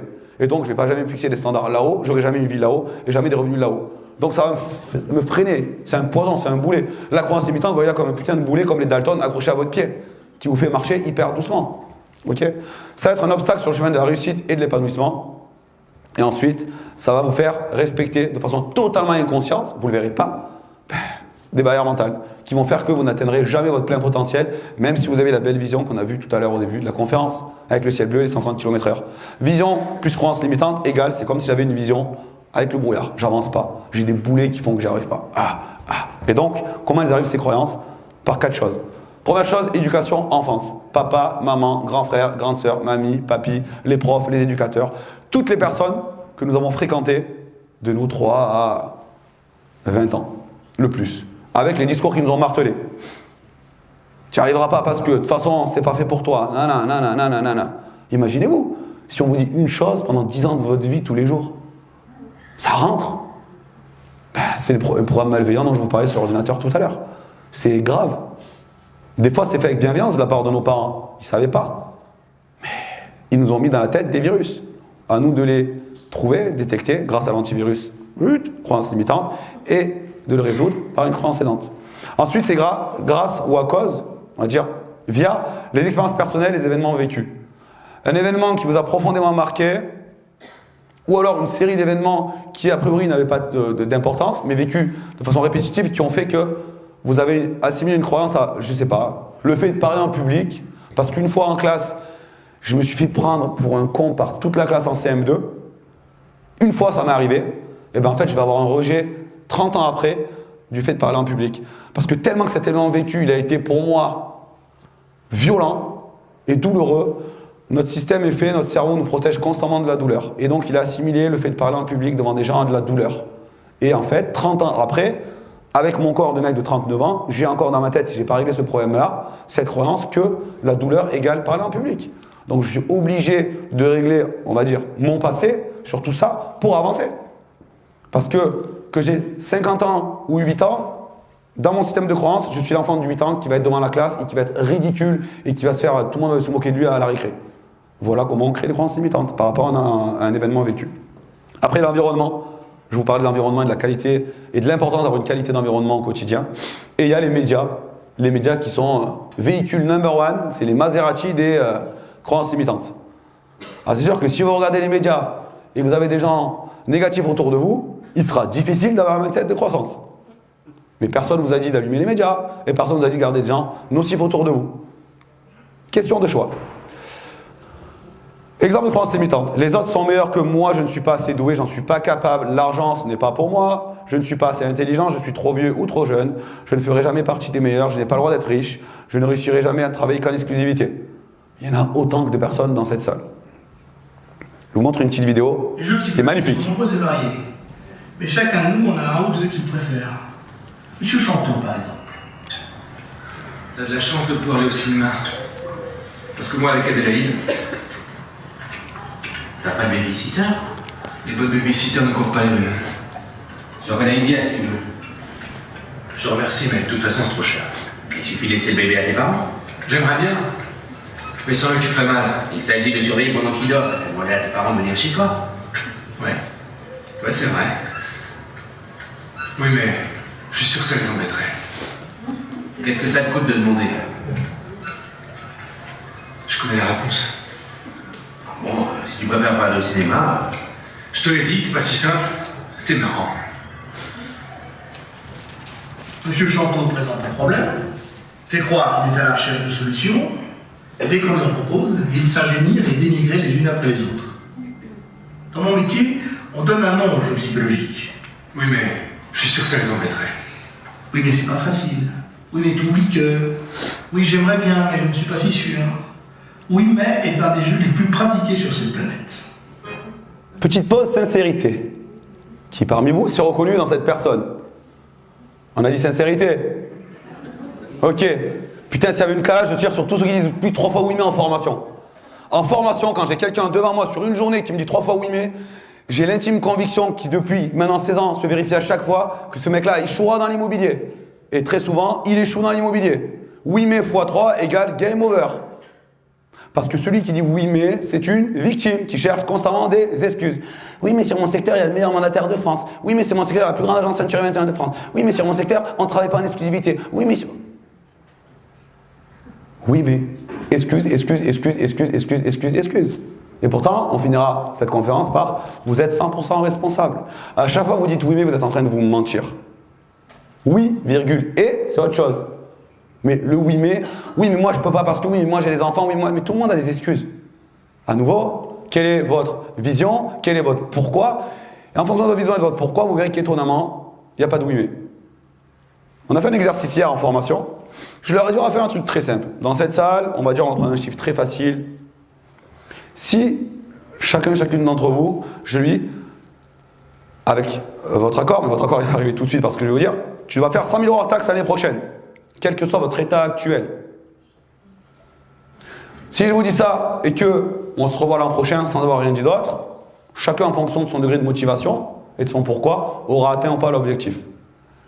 Mathématiquement parlant, il y aura une minorité de personnes qui l'auront atteint. Maintenant, si parmi vous, pour celles et ceux qui ont des enfants, je prends en otage votre gamin, celles et ceux qui ont des conjoints ou conjointes, je prends votre femme ou votre mari en otage.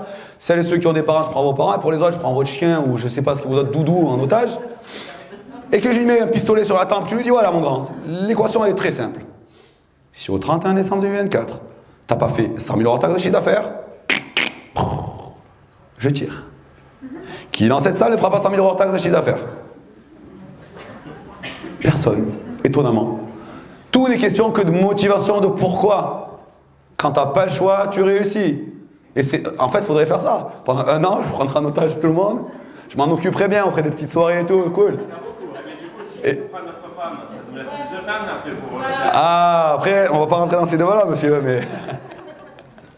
Mais en tout cas, la réalité, c'est que si vous avez un pourquoi qui est fort, vous réussirez toujours. Une vision. Ma vision, elle est claire. Tous les jours, je dis n'importe quoi. On parle de mon fils qui est pris en otage. Ma vision, elle est très claire. Je vois la photo de mon fils avec le pistolet sur la tempe. Je vais l'éviter, ça. Et crois-moi que je vais aller prospecter. Et est-ce que, si je pense à Léo avec un flingue sur la tempe, je me dis, oh, je suis stressé d'aller taper à une porte ou de faire de la pige. Je rentre à coup de chassé dans la maison. Et même s'il ne va pas, il signe le mandat, il déménage. Pourquoi? Motivation, action. C'est pas plus compliqué que ça. Ok? Donc, ça s'arrête là, l'histoire. Stop! Oh, oui, mais. Par pitié, arrêtez de dire oui, mais. Constamment, quand quelqu'un vous dit quelque chose, d'éclairer. Ok? On ne dit pas de dire oui à tout. Hein. Mais dans des trucs factuels, oui, mais moi sur mon secteur, oui, mais moi sur mon marché, oui, mais moi j'ai. Excuse. C'est des espèces de protection que vous mettez, mais c'est des filtres à réussite, les oui, mais. Donc il ne faut pas les utiliser. Ok? Vous devez surmonter vos croyances limitantes. Pour ça, il y a 5 étapes. Je le passe rapidement parce que j'ai déjà parlé de l'exercice plusieurs fois et qu'en janvier, on le fera l'exercice. Vous allez annoter vos croyances limitantes et les changer en croyances aidantes. Ce ne sera pas une formation, ce sera une formation comme je le dis. 1, on les identifie. Donc j'y pense. Ok. 2, je les note. 3, je vérifie l'exactitude. Est-ce qu'il est prouvé par A plus B que je suis trop vieux pour faire ça? Quand je vois qu'il y a des mecs qui ont 100 ans, ils font des marathons, machin, je me dis, a priori, si un mec l'a fait, je peux le faire. Donc ce que je fais, c'est une croyance, je la défais, elle est fausse, c'est pas une vérité. Ensuite, je vais les transformer par des croyances aidantes et je ne dois pas lâcher. Plus ma croyance, elle est profondément ancrée en moi, plus il sera difficile de m'en dépêtrer. Et ce sera exactement pareil tout à l'heure quand je vous parlerai des habitudes. Posez-vous ces 2 questions. Toutes ces croyances limitantes que vous avez aujourd'hui, 1, est-ce qu'elles vous ont servi ou desservi? A priori, desservi, merci pour cette interaction incroyable. On est rentré, on était au Vélodrome, là on dirait qu'on est au stade d'Auxerre maintenant. Il n'y a plus un bruit. Deuxième question, quel est le coût psychologique et financier engendré? Pensez que cette croyance limitante, elle vous a coûté du temps, de l'argent et plein de choses. Il est temps de s'en débarrasser. Il est temps de se débarrasser des croyances limitantes et des habitudes improductives. Et on parlera d'habitudes juste après. Remplacez donc ces foutues croyances limitantes par des croyances aidantes. Une croyance aidante, c'est une croyance qui nous aide à atteindre nos objectifs. Exemple, je ne suis pas assez expérimenté pour réussir, deviendra mon engagement et ma vision apportent de la valeur indépendamment de mon expérience. Le marché immobilier est trop saturé pour que je me démarque. Il y a toujours de la place pour l'innovation et les services de qualité dans l'immobilier. Je ne peux pas rivaliser avec les grandes agences. Ma taille plus réduite me permet d'offrir un service plus personnalisé et proche du client. Les clients ne sont intéressés que par le prix le plus bas. Les clients recherchent de la valeur, pas seulement le prix le plus bas. Je ne peux pas réussir sans un gros budget marketing. Des stratégies marketing créatives et ciblées peuvent être plus efficaces qu'un gros budget. Ce sont des exemples parmi tant d'autres. Mais à chaque croyance limitante, il y a une croyance aidante pour la remplacer. Je vais vous donner 7 techniques pratiques à utiliser. On est toujours sur cette clé, booster votre mindset. La première, que je vais étayer par 2 vidéos, c'est de pratiquer la visualisation. On enchaîne 2 petites vidéos, après je vous en parle, c'est très court. Je me suis vu sur le podium de Mister Univers. Des milliers de personnes sont en train de crier. Quand on visualise quelque chose très clairement, on se sent capable à 100% de l'avoir. J'ai appris beaucoup de choses. J'ai dû apprendre à surmonter les obstacles. À cause d'une seule blessure, tu pourrais ruiner toute ta carrière. Et la seule chose que personne ne pourra t'enlever, c'est ton épaisseur. Arnold Schwarzenegger terminated his box office competition. Je voulais du défi, de la politique. Maintenant, au boulot. Il n'avait pas de plan, pas d'équipe. Il a démonté le système politique. Les problèmes n'arrêtaient pas de s'enchaîner. Moi aussi, je veux réaliser des choses soi-disant impossibles. Une Les gens se souviendront de mes succès, mais aussi de mes échecs. Donc ça, c'est une série qui est sur Netflix, que je vous invite à regarder, parce que son parcours à Schwarzenegger, il est juste incroyable. Comme le parcours de Stallone d'ailleurs. Si vous regardez ces parcours-là, vous vous dites waouh, ce qui part de plus que loin pour faire ce qu'il a fait. Là, je vous fais une deuxième vidéo. On va y voir Taylor Lapillus, c'est un combattant de MMA. Et en fait, il est, pour vous situer la scène, ça dure 15 secondes, il est dans sa chambre d'hôtel le matin de son combat. Il est avec son coach.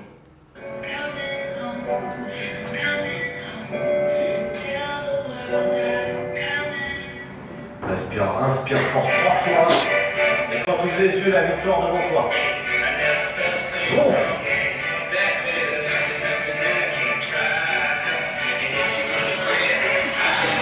Ça, c'est exactement la musique qu'il met quand il rentre pour son combat. Donc, il visualise sa réussite et il lui dit, regardez, sors ton buste. Et vraiment, il visualise une physiologie de vainqueur.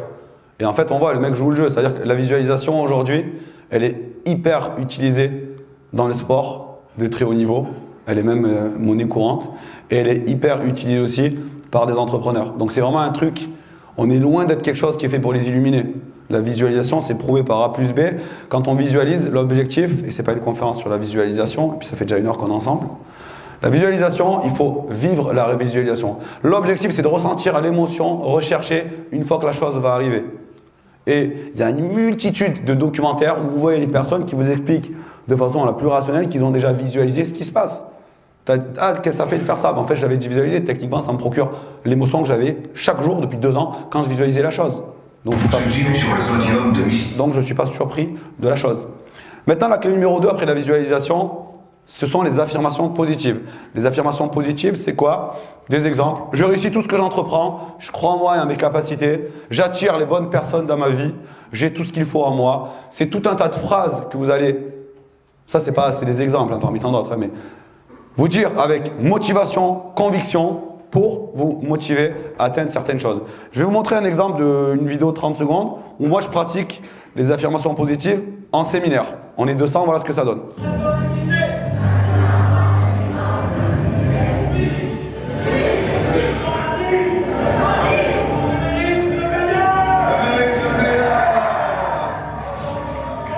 Après je zoome sur le...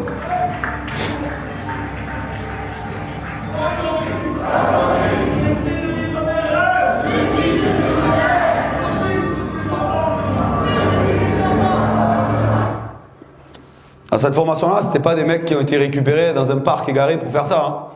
On parle de gars qui ont des boîtes et qui ont des REM entre 50 000 euros et certains 1 million d'euros sur l'année. C'est-à-dire en gros une rémunération où on met toutes nos REM. Donc ça veut dire que ce sont des gens qui réfléchissent à ce qu'ils font et qui se disent que à partir du moment où ils ont utilisé plein de leviers pour booster leur mindset, qui passent par les mêmes choses, la méditation, la visualisation, tout ce qu'on voit là, ça a eu un impact dans leur vie pro et perso. Et je suis hyper curieux de parler avec ces gens-là. Et au début, je disais, ouais, ces mecs, c'est des illuminés. Et en fait, des personnes qui ne sont pas adeptes à ça, ils vont dire, ouais, mais c'est une secte, le truc. Mais ça, c'est une pensée d'une personne qui ne sait pas de quoi il parle. Quand on vit une émotion, quand on ressent un truc, ça va faire quoi? Ça va faire en sorte que cet état émotionnel que vous vivez au moment des affirmations positives, vous le faites monter, en fait. Vous êtes en état émotionnel hyper haut, état émotionnel élevé. Ok? Et à partir de là, si je fais des affirmations positives avant d'aller en rendez-vous, ou avant ma conférence, ou avant machin, ou que je vais, peu importe, que j'utilise un levier pour booster mon truc, je vais pas du tout avoir la même approche que si je suis là, j'attends, je suis stressé, je machine. J'affirme, je crois à ce que je dis et je fais ce que j'ai dit. Donc ça, c'est l'affirmation positive. Ensuite, vous avez écouté des chansons ou regardé des films qui vous mettent dans un état émotionnel recherché. Exemple de film. Demi-seconde trop lent, trop rapide, et vraiment qu'il peut. Les centimètres qu'il faut gagner, ils sont partout autour de nous. Ils sont dans chaque opportunité de jeu, à chaque minute, à chaque seconde. Dans cette équipe, on se bat pour ce centimètre. Dans cette équipe, on se sort les tripes et on les sort à ceux qui sont autour de nous pour ce centimètre. On s'acquiert du bout de nos ongles pour ce centimètre. Parce qu'on sait que quand on ajoutera tous ces centimètres, c'est ça qui fera cette putain de différence entre gagner et perdre. Entre vivre et mourir. Je vais vous dire, dans chaque combat,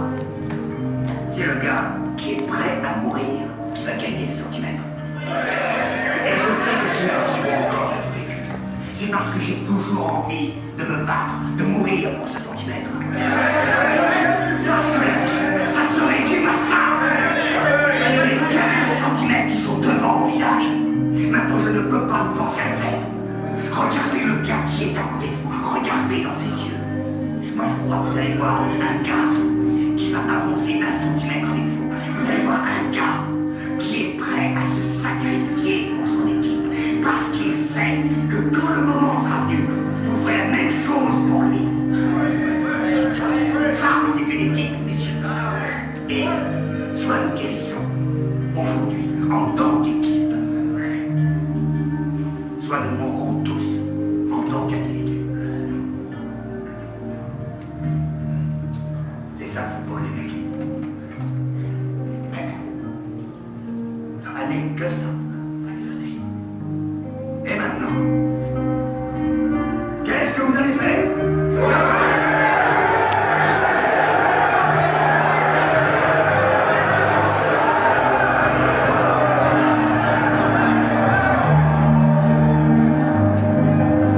Ok, donc moi, vous voyez mes références, ce sont mes références et les références de sport. Le reste, ça me fait pas vibrer. Trouvez des trucs qui vous mettent dans un mood recherché. Imaginez-vous si j'ai dit, je dois faire un appel de pige, je suis stressé. Est-ce que d'après vous, si je regarde cette vidéo avant l'appel, je vais être stressé? Ou je prends un téléphone tellement que je suis chaud, j'appuie sur les touches et je risque de casser mon iPhone en fait. C'est la réalité en fait. Ce que je vous montre, c'est pas une vérité, c'est une conférence où je vous montre ce que j'applique moi. Trouvez des morceaux de musique, des extraits de films, des reportages qui vont vous toucher. Voilà, le seul truc qui me touche, c'est le sport. Le mec qui se dépasse et tout. Donc après, donc je touche des leviers. Quand j'écoute ça, moi j'ai déjà fait écouter ça à des gamins que j'avais au foot. Il y a 6 ans, mais U17, là, avant un match hyper important. Je suis rentré dans les vestiaires, j'ai cru qu'ils allaient prendre tous un carton rouge au début du match. Par contre, l'autre équipe, on leur a monté dessus comme ils ne sont jamais fait monter dessus. Et a priori, ça a marché.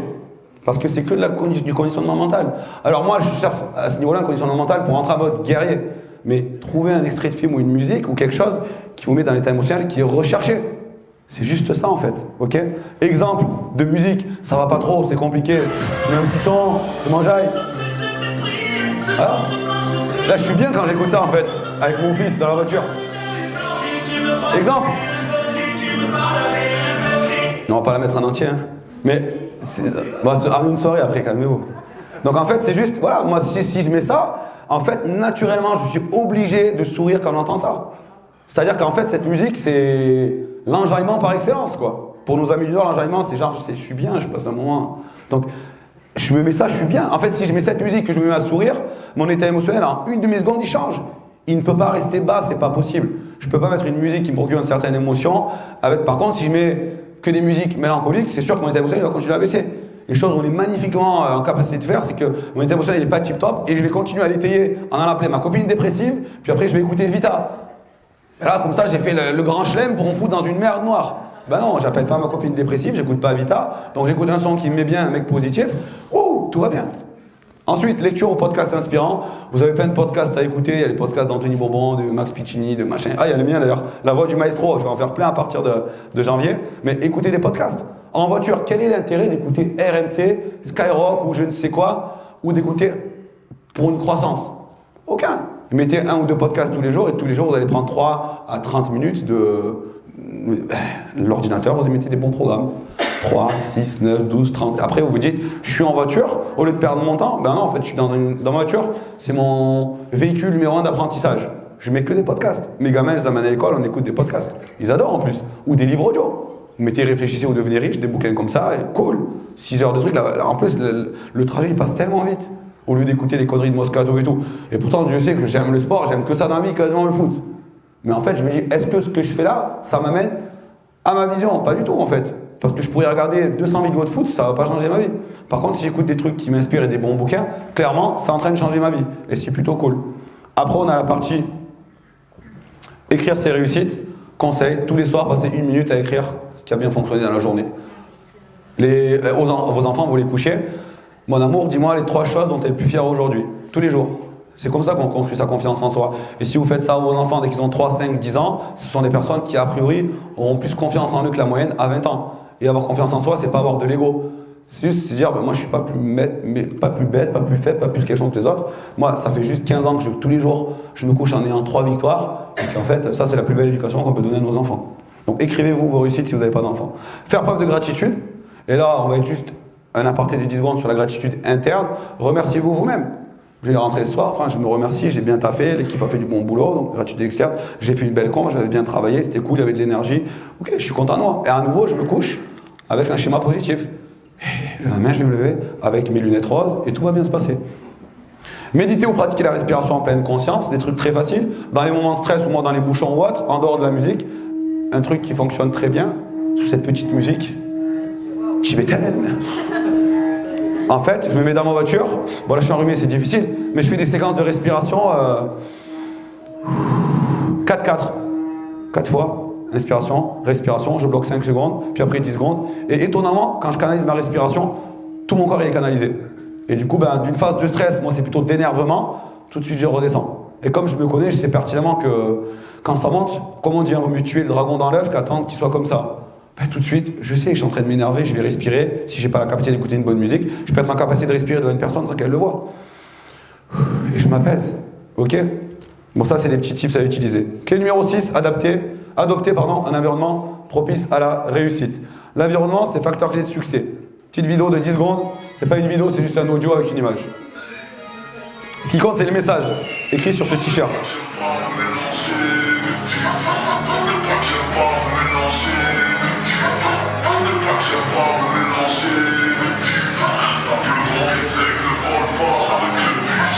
Qu'est-ce que veut dire les aigles ne volent pas avec les pigeons? Les aigles volent avec les aigles. Les ailes volent uniquement avec les aigles. Un environnement d'aigles avec des aigles. Un environnement de pigeons avec des pigeons. Un environnement de losers dépressifs avec des losers dépressifs. Un environnement de mecs qui ont envie de réussir leur vie avec des mecs qui veulent réussir leur vie. L'environnement que toutes et tous nous avons, et c'est pas une finalité d'avoir le même environnement toute sa vie, si on regarde l'environnement d'une personne, on est grosso modo en capacité de dire quelle est la suite de cette personne-là. Parce que toutes les personnes, de toute façon, qui réussissent à un moment donné, changent d'environnement. On ne peut pas rester dans un environnement merdique parce qu'on est constamment tiré vers le bas. On nous dit qu'on est la moyenne des 5 personnes les plus proches de nous. Dans la formation qu'on va faire en janvier, tout ce que je vous ai dit là, on va le travailler. Je vais vous faire noter les 5 personnes que vous voyez le plus souvent. Je vais vous faire noter les 5 personnes qui vous tirent le plus vers le bas. Je vais vous faire noter les 5 personnes qui vous tirent le plus vers le haut. Je vais vous poser une question. Pourquoi gardez-vous des contacts et des relations avec ces personnes qui vous tirent vers le bas? Donnez une note de 0 à 10 sur toutes les personnes que vous fréquentez le plus. 0, elle vous casse la tête du matin au soir avec des choses négatives. 10, elle vous pousse vers le haut. Si vous lui dites, chérie, je vais monter une fusée, elle te dit, ok mon amour, je vais chercher un marteau. Ça c'est 10 sur 10, c'est cool ça.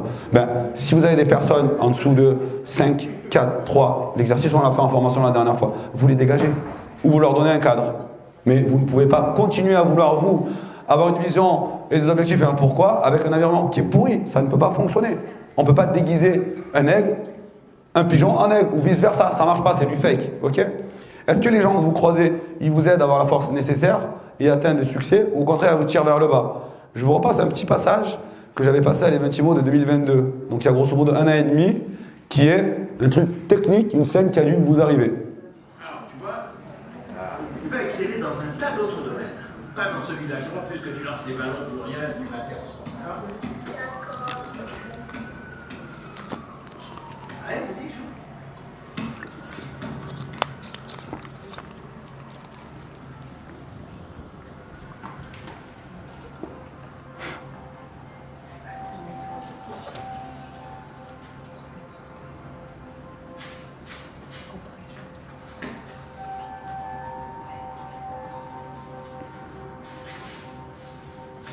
Et ne laisse jamais personne te dire que tu n'es pas capable. Même pas moi. Compris? Si tu as un rêve, tu dois le protéger. Tu verras que les gens incapables d'y arriver feront tout pour te décourager.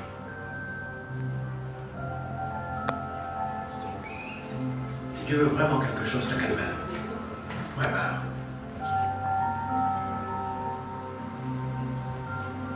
Donc vous avez vu, l'environnement, ça a dû vous arriver cette situation-là.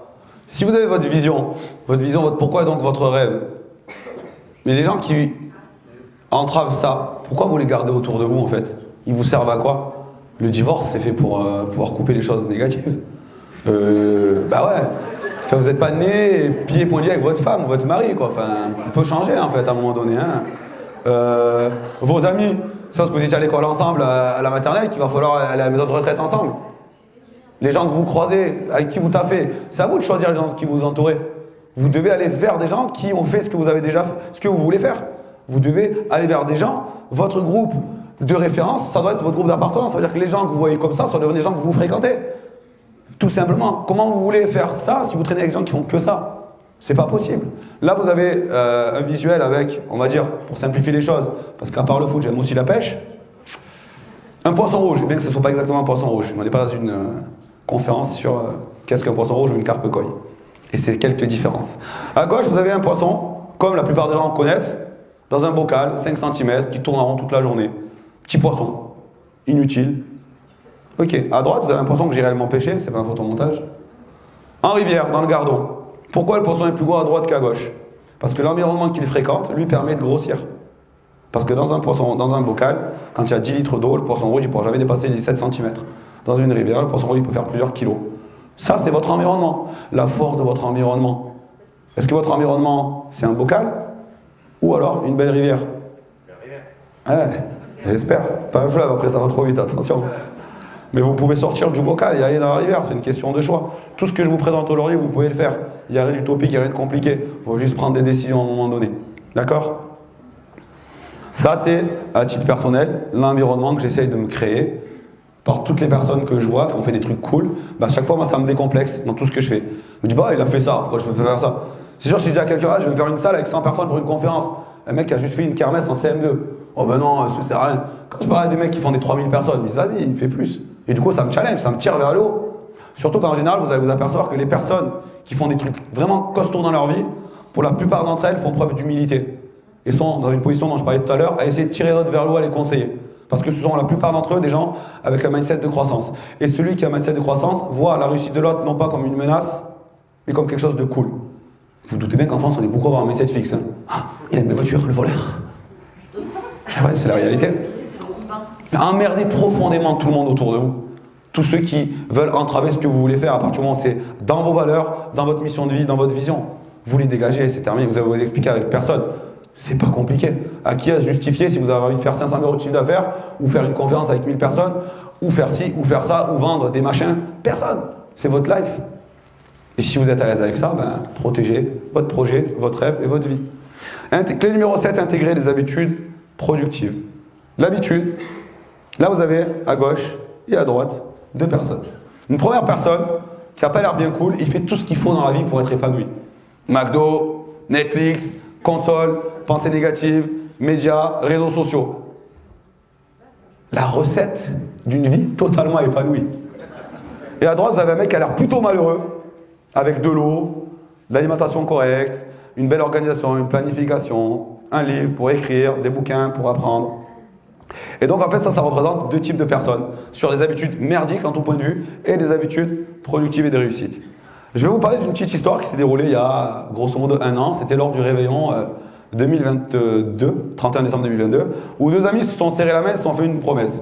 Tous les 2 voulaient perdre du poids. Et ils se sont dit, ok, à partir de demain, parce que le 31, tout le monde va faire des trucs de fou, je m'engage. Et le 4, il ne se passera plus rien. Parce qu'il n'y a pas de pourquoi et de motivation, tout simplement pour ça. Parce qu'on a dit que le 31, il fallait faire des résolutions, c'est ça, des résolutions. Comme ça, le 4, elles sont oubliées. Pour ceux qui ont tenu 4 jours, c'est déjà pas mal.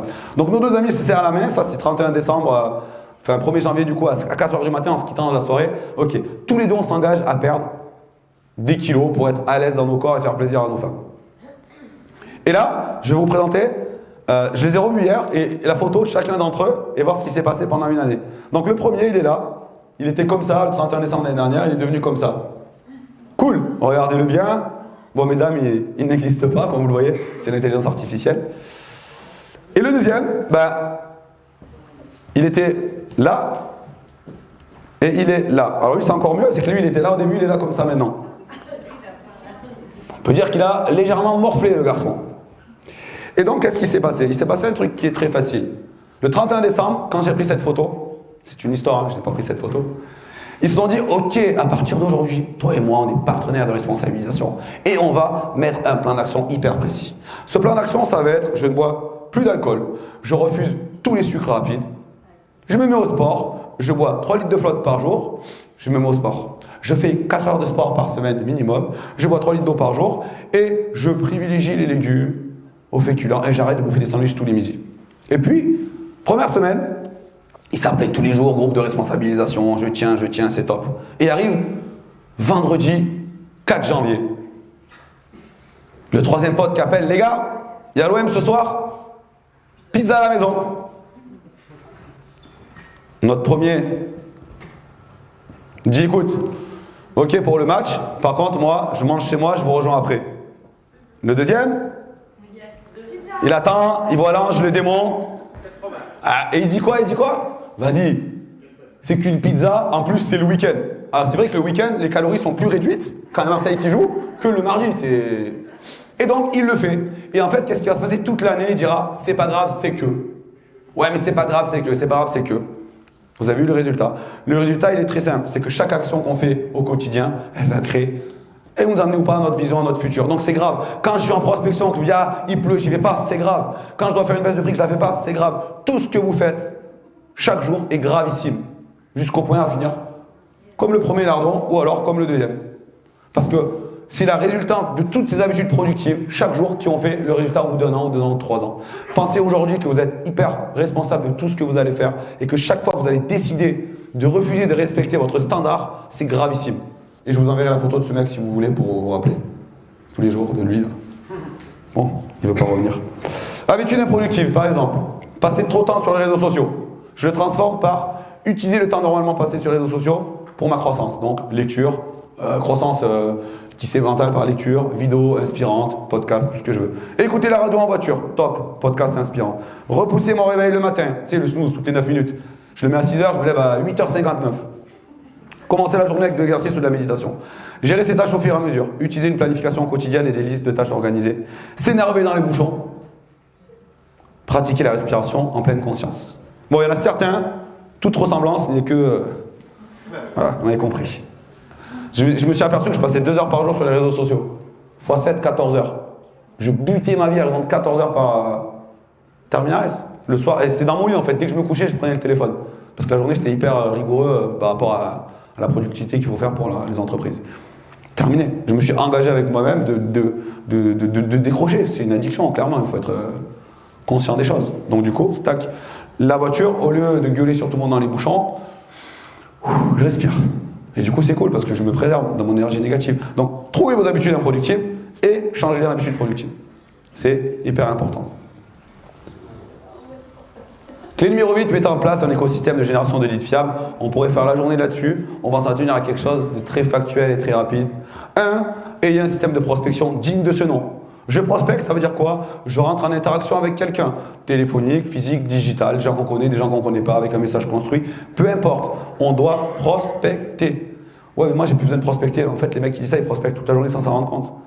Quand je suis toute la journée en train de parler à des gens, ou faire des repas d'affaires, ou faire du réseautage, ou aller dans l'association machin, je suis en prospection constante. On doit être comme des hommes politiques en constante représentation. Quand l'homme politique va au marché pour serrer des mains, il est en prospection. Ben, sinon, on sort de notre bureau pour parler à des gens et serrer des mains, on est en prospection. Ensuite, il y a la communication physique et digitale, tous les visuels sur vous et tout ce qui se passe sur le digital. Ensuite, il y a la fidélisation, d'avoir un réel système de fidélisation pour vos clients. Un client signé une fois chez nous, chez vous, doit rester client à vie. Pas parce que vous êtes meilleur que les autres. Parce qu'au début, vous avez fait vivre l'expérience incroyable, on en a parlé, et ensuite vous le fidélisez. Vous gardez un contact avec lui tout le temps. Loin des yeux, loin du... Ok, ça marche pour nos clients. Parce que si ça ne marche pas pour nos clients, parmi nous, personne ne serait dans l'immobilier. Parce que les anciens, ils auraient bloqué le marché, fidéliser tout le monde, ça n'existerait pas. À nous de faire en sorte de fidéliser nos clients. Et ensuite, la recommandation. Constamment d'avoir de la reco. Si je prospecte correctement, que je communique correctement, que je sais fidéliser, je vais avoir des recos tout le temps. Et je vais arriver largement dans la pyramide que j'ai mis tout au départ à mes revenus. Ça, c'est des choses qu'on voit en formation constamment. Parce que un conseil, il a que ça à faire. Prospecter, communiquer, fidéliser et avoir des recos. C'est tout. Ni plus ni moins. Clé numéro 9, cherchez toujours l'efficience. C'est quoi l'efficience? L'efficience, c'est l'efficacité en minimisant les ressources utilisées. C'est donc l'efficacité au moindre coût, d'aller le plus rapidement au résultat souhaité. Si je veux faire mes 100 000 euros de chiffre d'affaires, comment se fait pour y aller au plus vite? C'est tout. Quelle est l'autoroute pour aller du point A au point B et non pas le petit chemin? Stop à plusieurs choses. Procrastination. Oh, on verra demain. Toute sa vie demain. Je suis mort, oh putain. On pourra plus voir demain. La tendance au oui. Non mais c'est la réalité. Vos to-do list, vous n'allez pas partir dans vos tombes avec les amis. Hein. Genre, rappeler mamie qui est décédée depuis 17 ans, on peut l'enlever de la liste. C'est fini, on ne la rappellera plus. Donc il faut... Top, j'ai 3 objectifs SMART par jour, j'applique, terminé. Discipline, standard. Je refuse de ne pas appliquer mes 3 standards par jour, objectif. Ensuite, tendance au oui. Le pire ennemi de la gestion du temps, c'est ceux qui disent oui à tout. Ceux qui sont incapables de dire non, mort. Oui aux acheteurs non qualifiés, oui aux vendeurs qui n'ont pas de projet, oui aux amis pour un déménagement, oui à un repas tout le temps. Ah mais attends, moi je sais pas, je peux pas perdre mes kilos, hein. C'est les fêtes de Noël. Bah ouais. Si tu dis oui à tous les repas, à toutes les sollicitations, moi je pense qu'aujourd'hui je ferai 120 kilos quoi. Donc il faut juste dire non, ben non, désolé, ce soir je viens pas chez toi, je reste chez moi. 1, j'ai du sommeil à faire, 2, je vais manger correctement. Et 3, j'ai pas envie de te voir en plus. Bah ouais, je vais dire oui. Donc ne dites plus jamais oui à quelque chose que vous ne voulez pas faire. C'est pareil, vous dites non. Essayez de dire non, dites-moi non. Non. Donnez-moi 100 € s'il vous plaît. Non. Cool, vous voyez, ça marche, ça fait du bien. Mais l'arme numéro 1 pour gérer son temps, c'est savoir dire non. Et c'est pas une connerie ce que je vous dis. Ensuite, la non-maîtrise de votre flux de mail. Gestion des mails 2 fois par jour. Et arrêtez de prendre les mails au fur et à mesure comme si c'était la dernière nouvelle va tomber, les chiffres du loto. Non, c'est bon. Il se passe rien de fou dans vos mails. Temps passé sur les réseaux sociaux, notifications et scrolling. J'ai découvert un truc magnifique hier. Stéphane m'a montré quelque chose. On a la capacité sur les iPhones de pouvoir réguler chaque application. Genre, je mets 10 minutes maximum sur Instagram, LinkedIn, Facebook, TikTok, RMC, l'équipe. À 10 minutes, ça grille, je ne peux plus y aller dessus. Génial. Quand on n'a pas cette discipline perso, ben, si je suis pas capable de ne pas manger de Nutella, j'ai juste à pas l'acheter à Carrefour. Au moins, je l'ai pas chez moi, je suis pas tenté.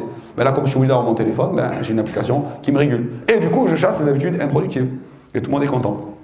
Ensuite, rapidement sur l'organisation, lutter contre les voleurs de temps.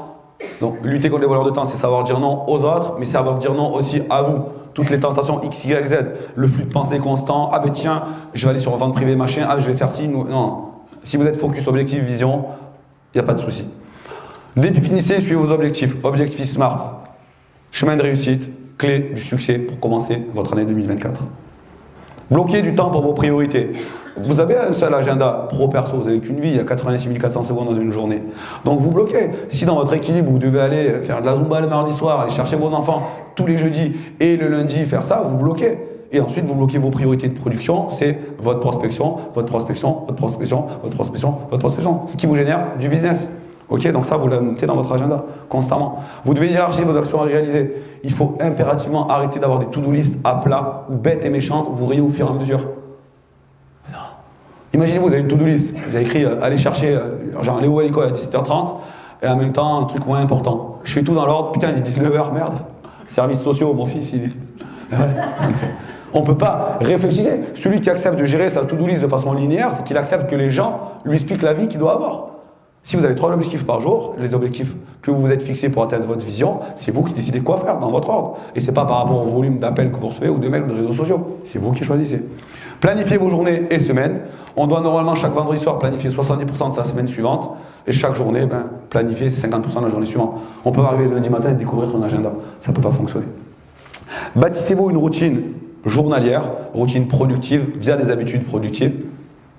Et ensuite, je vous ai fait une petite vidéo de 4 minutes hyper rapide sur ChatGPT. En fonction du degré d'utilisation de chacun, c'est un petit truc cool que j'ai fait. On fera une formation en mode maestro sur ChatGPT.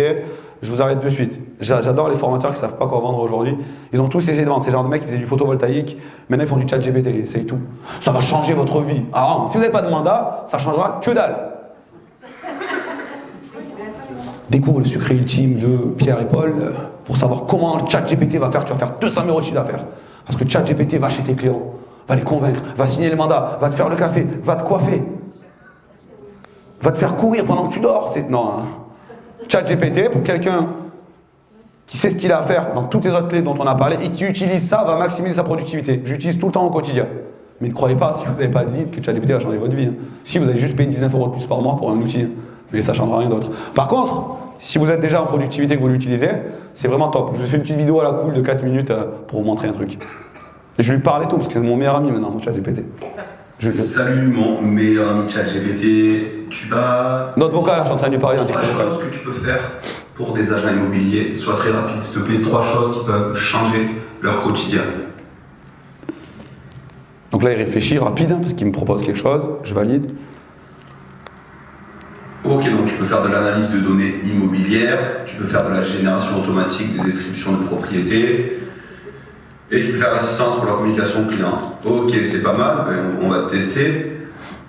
Rédige-moi un SMS qui va souhaiter un joyeux anniversaire à un client qui a acheté son bien par mon intermédiaire il y a 1 an. Sois sympa sur ce message, tu mets des emojis, il s'appelle Stéphane, et surtout tu le vous vois. Pour toi, public.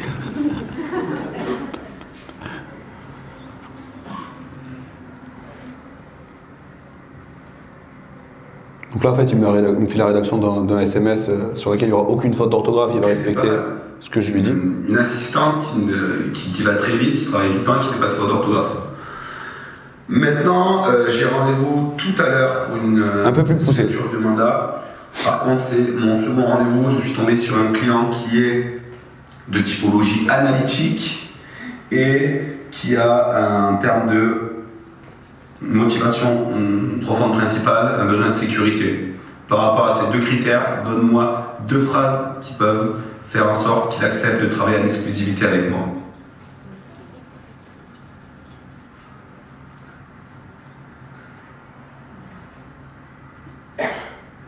Je comprends parfaitement votre besoin de sécurité dans cette transaction. En travaillant en exclusivité, je m'engage à vous fournir une analyse détaillée et des conseils personnalisés à chaque étape, assurant ainsi que toutes vos décisions soient bien informées et sécurisées. Ouais, ça me plaît bien ça pour un client analytique, profil sécuritaire. Bon écoute, je pense que là tu as fait pas mal de taf et pour terminer, tu vas me créer un visuel où tu vas me montrer 100 agents immobiliers complètement étonnés de ce qu'ils viennent de voir avec des grands sourires dans une salle.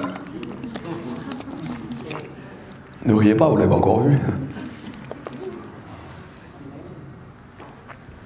Donc là, il est en train de me créer une image, ça va très vite, c'est efficace.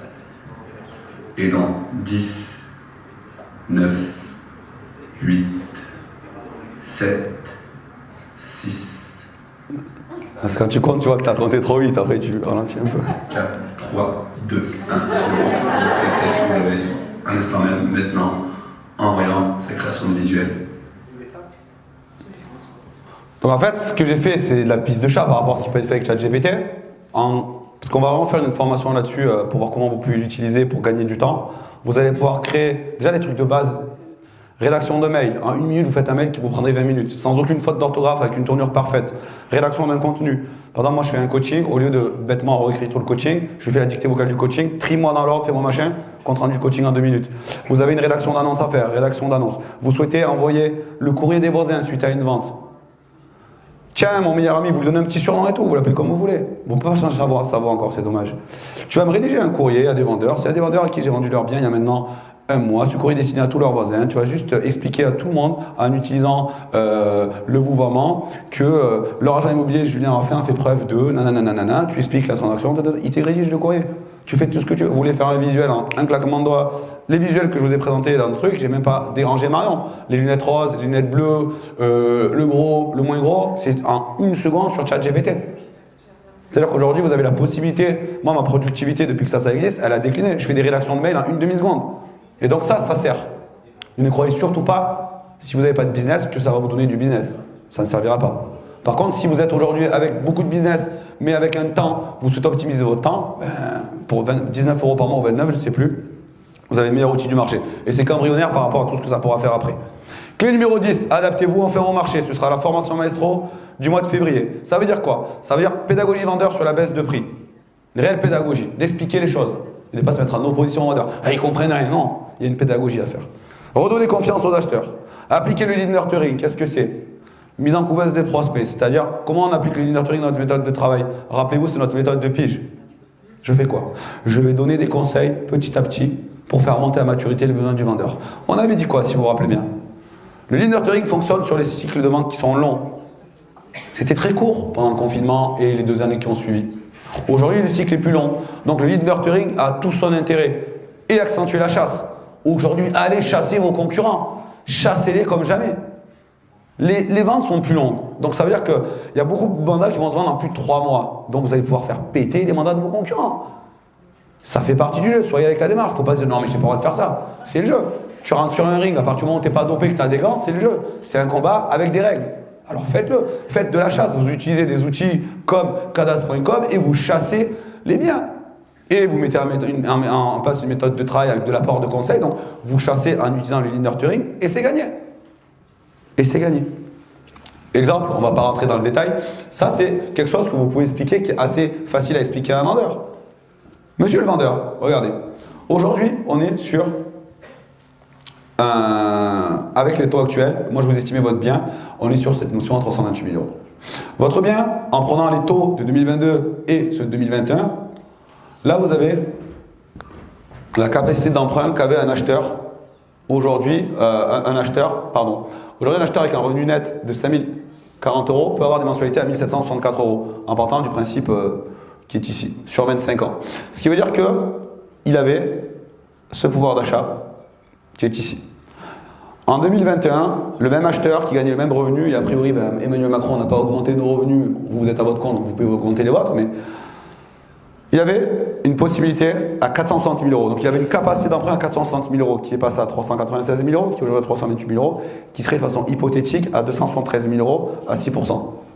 Comment vous voulez ne pas comprendre que le marché doit naturellement baisser? Parce qu'un mec qui avait un pouvoir d'achat à 460 000 € qui aujourd'hui est à 328 000 € avec une moins-value, dans notre cas fictif, à plus de 130 000 €, va naturellement, vu que c'est l'acheteur qui fait le marché, et que si l'acheteur n'achète plus, il ne se passe plus rien, les prix vont descendre. Et à partir du moment où vous expliquez à votre vendeur que, je vous le fais très vite, c'est un truc qu'on va travailler sur une journée avec des exemples et plein de choses, que ici, vous avez l'évolution en temps réel des taux d'intérêt et qu'ici, vous avez non pas l'évolution des prix du marché, mais l'évolution du pouvoir d'achat des acheteurs par rapport au taux, il est évident qu'il ne faut pas sortir, je pense, de Saint-Cyr pour comprendre que de façon factuelle, les prix vont baisser. Et vous étayez avec un truc qui est très simple, par exemple ça, monsieur le vendeur, ici vous avez les prix de vente auxquels les biens se sont vendus.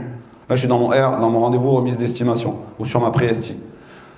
Si aujourd'hui, par rapport au budget des acheteurs, à l'évolution des taux, le bien se vendait à l'instant T, voilà à quel prix ça se vendrait. C'est-à-dire que sur une synthèse globale des 8 biens similaires vendus sur votre secteur, on est à 314 000 €. Aujourd'hui, on est à 244 000 €. C'est du factuel. On doit faire preuve de pédagogie pour l'expliquer aux vendeurs. Et ensuite, vous allez bien alimenter par des beaux articles médias X, Y, Z. Ah ouais, j'ai du factuel, j'ai la preuve sociale par le média, vous pouvez faire une vidéo, vous pouvez... Voilà.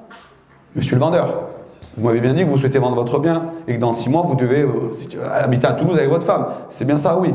Vous comprenez bien qu'aujourd'hui, non pas moi, le porteur de mauvaises nouvelles, mais je ne suis pas fossoyeur, mais le marché nous dit que. Et puis vous étayez avec des références et vous discutez avec des éléments. Voilà, je vous le fais en 3 minutes, on le fera sur une journée au mois de février. Mais vous avez des éléments factuels pour convaincre un vendeur de la chose. Ni plus ni moins. Clé numéro 11, pensez 100% exclusivité. Je vous l'ai dit tout à l'heure. Mandat exclusif, ça devrait être un pléonasme. C'est comme monter en haut. Le mandat ne doit être qu'exclusif. C'est un standard d'activité. Je pense exclusivité, je parle exclusivité et je ne fais que l'exclusivité. L'exclusivité, ce n'est pas une option, c'est votre standard. Si vous décidez à partir d'aujourd'hui de ne travailler qu'en exclusivité, vous ne travaillez qu'en exclusivité. Sur mes agences, les salariés ont l'obligation de travailler en exclusivité. Gaël, le jour où j'ai dit tu ne travailles qu'en exclu, je suis ton patron, on a un contrat de travail, moi je te donne la règle, c'est que de l'exclu. Il ne travaille plus qu'en exclu. Il ne se pose pas la question, il ne travaille qu'en exclu. Et il y a X personnes comme Gaël qui ne travaillent qu'en exclu. C'est un choix. Et pas, mais non, moi sur mon marché, j'en veux pas d'exclusivité. Ah, c'est probablement, il y a eu une radioactivité de Tchernobyl qui fait que sur ton secteur, les gens ne travaillent pas en exclusivité. Non, ça s'appelle une croyance limitante, c'est pas une vérité. Et numéro 12, suivez et fidélisez vos clients. Suivi régulier de vos prospects, apport de valeur, tout le temps. J'ai une nouvelle information à vous procurer sur l'état du marché, sur un projet dans le secteur, sur l'augmentation des taux, sur. Mais vous suivez vos clients, vous leur apportez de la valeur constamment. Relance constante, n'ayez pas peur de prendre un gros non, relancez-les jusqu'à ce qu'il y ait un oui, une porte qui s'ouvre. Gardez un lien trimestriel avec tous vos clients. dans cette notion de fidélisation, hein, loin des yeux, loin du cœur. Faites-les intégrer votre club d'ambassadeurs. Ayez un club d'ambassadeurs. Faites une fois par an une journée ou une soirée ancien client, même si ça vous coûte de l'argent. C'est le meilleur investissement que vous ferez. Vos anciens clients, il faut les chouchouter. Vos anciens clients, ils ont eu confiance en vous. Le transfert de confiance, il se matérialise par un mandat exclusif. Vous leur avez rendu la confiance par une vente. Pourquoi vous les oubliez? Faites-leur un repas une fois, 2 fois par an et vous allez vraiment créer un club d'ambassadeurs. Clé numéro 13, adoptez un coach ou un mentor. Investissez en vous-même, votre cerveau le rendra au centuple. C'est pas moi qui l'ai inventé, Benjamin Franklin. Il est prouvé que toutes les personnes qui performent dans le sport, dans l'entrepreneuriat, ont tous et tous des coachs ou des mentors. Et c'est pas propre à l'immobilier, c'est propre au business, au sport de très haut niveau. En fait, c'est propre juste à quoi? À l'excellence, à la performance, qui est une des clés dont je vous ai parlé aujourd'hui. Là, je vous ai mis des exemples d'entraîneurs axés sport, d'accord?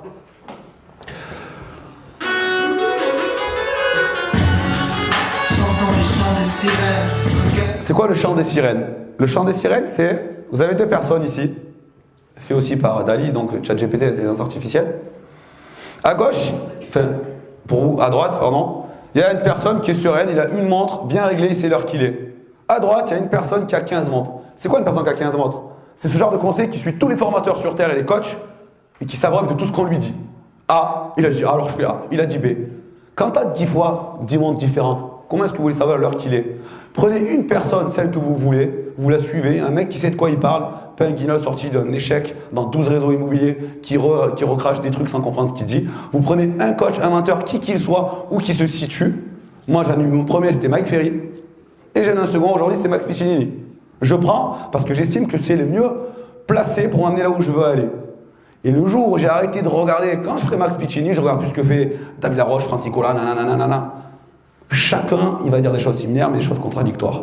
Et si je vais à gauche, je vais à droite, je vais à gauche, je vais à droite. Je prends un mentor, je le ponce de A à Z. Quand je serai rentré dans sa tête, que tout son savoir j'aurai absorbé, je changerai. Comme j'ai fait avec Mike Ferry. Pendant 2 ans, je ne voulais écouter, 3 ans, aucun autre message que Mike Ferry. Il faut arrêter, les conseillers, ils font toutes les visions gratos en ligne qu'il y a. Ça sert à rien. Le chant des sirènes, la qualité du discours. Alors, il y a des trucs bien partout, mais vous ne pouvez pas avoir, à un moment donné, il est 11h, il est 11h moins le quart, il est midi moins 10, parce que vous allez vous perdre. Donc c'est hyper important de choisir un coach. Vous voyez, les sportifs de très haut niveau, ils ont une équipe qui les entraîne, mais ils n'ont pas 17 coachs. Il n'y en a pas, il lui dit, ah, bah, tiens, tu vas travailler comme ça, l'autre tu vas travailler comme ça, parce que chacun il va donner une théorie, et si tu as 10 théories, en fait, tu es dans l'inaction. Donc il est hyper important d'avoir une personne référente, à qui vous allez faire confiance, et à qui vous allez travailler. Moi, donc, mon mentor actuel, Max, et j'ai une coach qui me coach, et je n'en veux pas d'autre. Elle me connaît, j'ai pas besoin qu'on m'explique la vie. J'ai une personne où j'avance dans mes objectifs petit à petit, pourquoi est-ce que je vais prendre quelqu'un d'autre? Et si je me dis, aujourd'hui, il ne m'apporte plus rien, je changerai. Mais je vais surtout pas en avoir 2 ou 3 en même temps. C'est la pire chose à faire, de m'abreuver de 10 discours pour arriver en fait me perdre dans tous ces discours-là. Donc ça, c'était la dernière clé, parce que sinon je me retrouve comme cette personne-là. Imaginez-vous, on me dit de faire ça. Alors il faut faire la pige, il faut faire de la prospection non intrusive, il faut faire du truc. Qu'est-ce qui se passe quand l'ego il a 10 infos en tête? Il fait rien, il est dans l'inaction. Qu'est-ce qui se passe si cette personne-là, on lui dit alors, le premier dit, ah ben tu vas aller là, destination, c'est à gauche, l'autre il dit c'est à droite, l'autre c'est au milieu. Il fait quoi? Il fait rien. Donc il faut arrêter d'avoir 225 discours, et c'est pour ça que vous avez cette petite chanson d'Orelsan qui s'intitule Le chant des sirènes. Pour terminer cette conférence, vous êtes 100% responsable de tout ce que vous faites, de tout ce qui va vous arriver. J'ai une petite dernière vidéo, un extrait de Rocky qui dure 1 minute, et après on clôturera et on aura passé une petite heure 45 ensemble, dans la bonne humeur, et j'espère que je vous ai aidé à vous donner des clés pour 2024. Un truc que tu sais déjà, le soleil, les arcs-en-ciel, c'est pas le monde. Il y a de vraies tempêtes, de lourdes épreuves, aussi grand et fort que tu sois, la vie te mettra à genoux et te laissera comme ça en permanence si tu la laisses faire. Toi, moi, n'importe qui, personne ne frappe aussi fort que la vie. Ce n'est pas d'être un bon cogneur, l'important c'est de se faire cogner et d'aller quand même de l'avant. C'est de pouvoir encaisser sans jamais flancher. C'est comme ça qu'on gagne. T'es sûr de ce que tu vaux. Faut tout essayer pour l'obtenir, mais accepter aussi qu'il y ait de la casse. Au lieu de montrer le voisin du doigt en disant j'ai tout raté dans la vie à cause de lui, ou d'elle, je sais pas qui. Ça c'est des trucs de trouillard, t'en es pas un, toi. Tu vaux mieux que ça.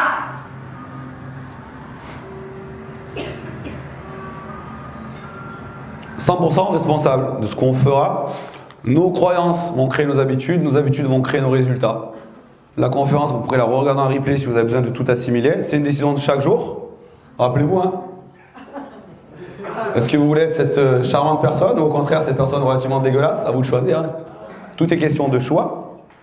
À vous de savoir si vous allez continuer avec des environnements négatifs, des croyances limitantes, des médias, des habitudes improductives, ou au contraire, changer pour aller à votre vision, à votre objectif. C'est vraiment à nouveau une décision qui est personnelle. Et citation pour commencer, citation pour quasiment conclure. Ne regardez pas la porte fermée trop longtemps, vous pourriez ne pas voir celle qui vient de s'ouvrir. Avant, je vous avais dit une petite référence aux lunettes. Pour 2024, vous aurez donc deux options, mes chers amis. Les lunettes bleues, voilà, vient en bleu. Crise, les photos, les dossiers, hein, c'est bon, merci. Crise, c'est compliqué, on n'y arrivera pas, toutes ces choses-là. Ou au contraire, on décide de dire, moi, ça m'intéresse pas, j'en veux pas. Par contre, j'ai envie de voir la vie en rose, de faire de cette année 2024 une année d'opportunité. La classe, hein. Une année d'opportunité, une année de réussite. Pour ça, j'ai essayé de vous donner des clés pendant 1h45 minutes. Donc c'est à vous maintenant de commencer votre voyage vers une année 2024 incroyable, 100% responsable de tout ce que vous allez faire. Pour celles et ceux qui souhaitent que je les accompagne, vous avez un QR code, vous le scannez. Je vous remercie, 1h45 de conférence, c'était du plaisir et du bonheur. Je vous dis à très très vite.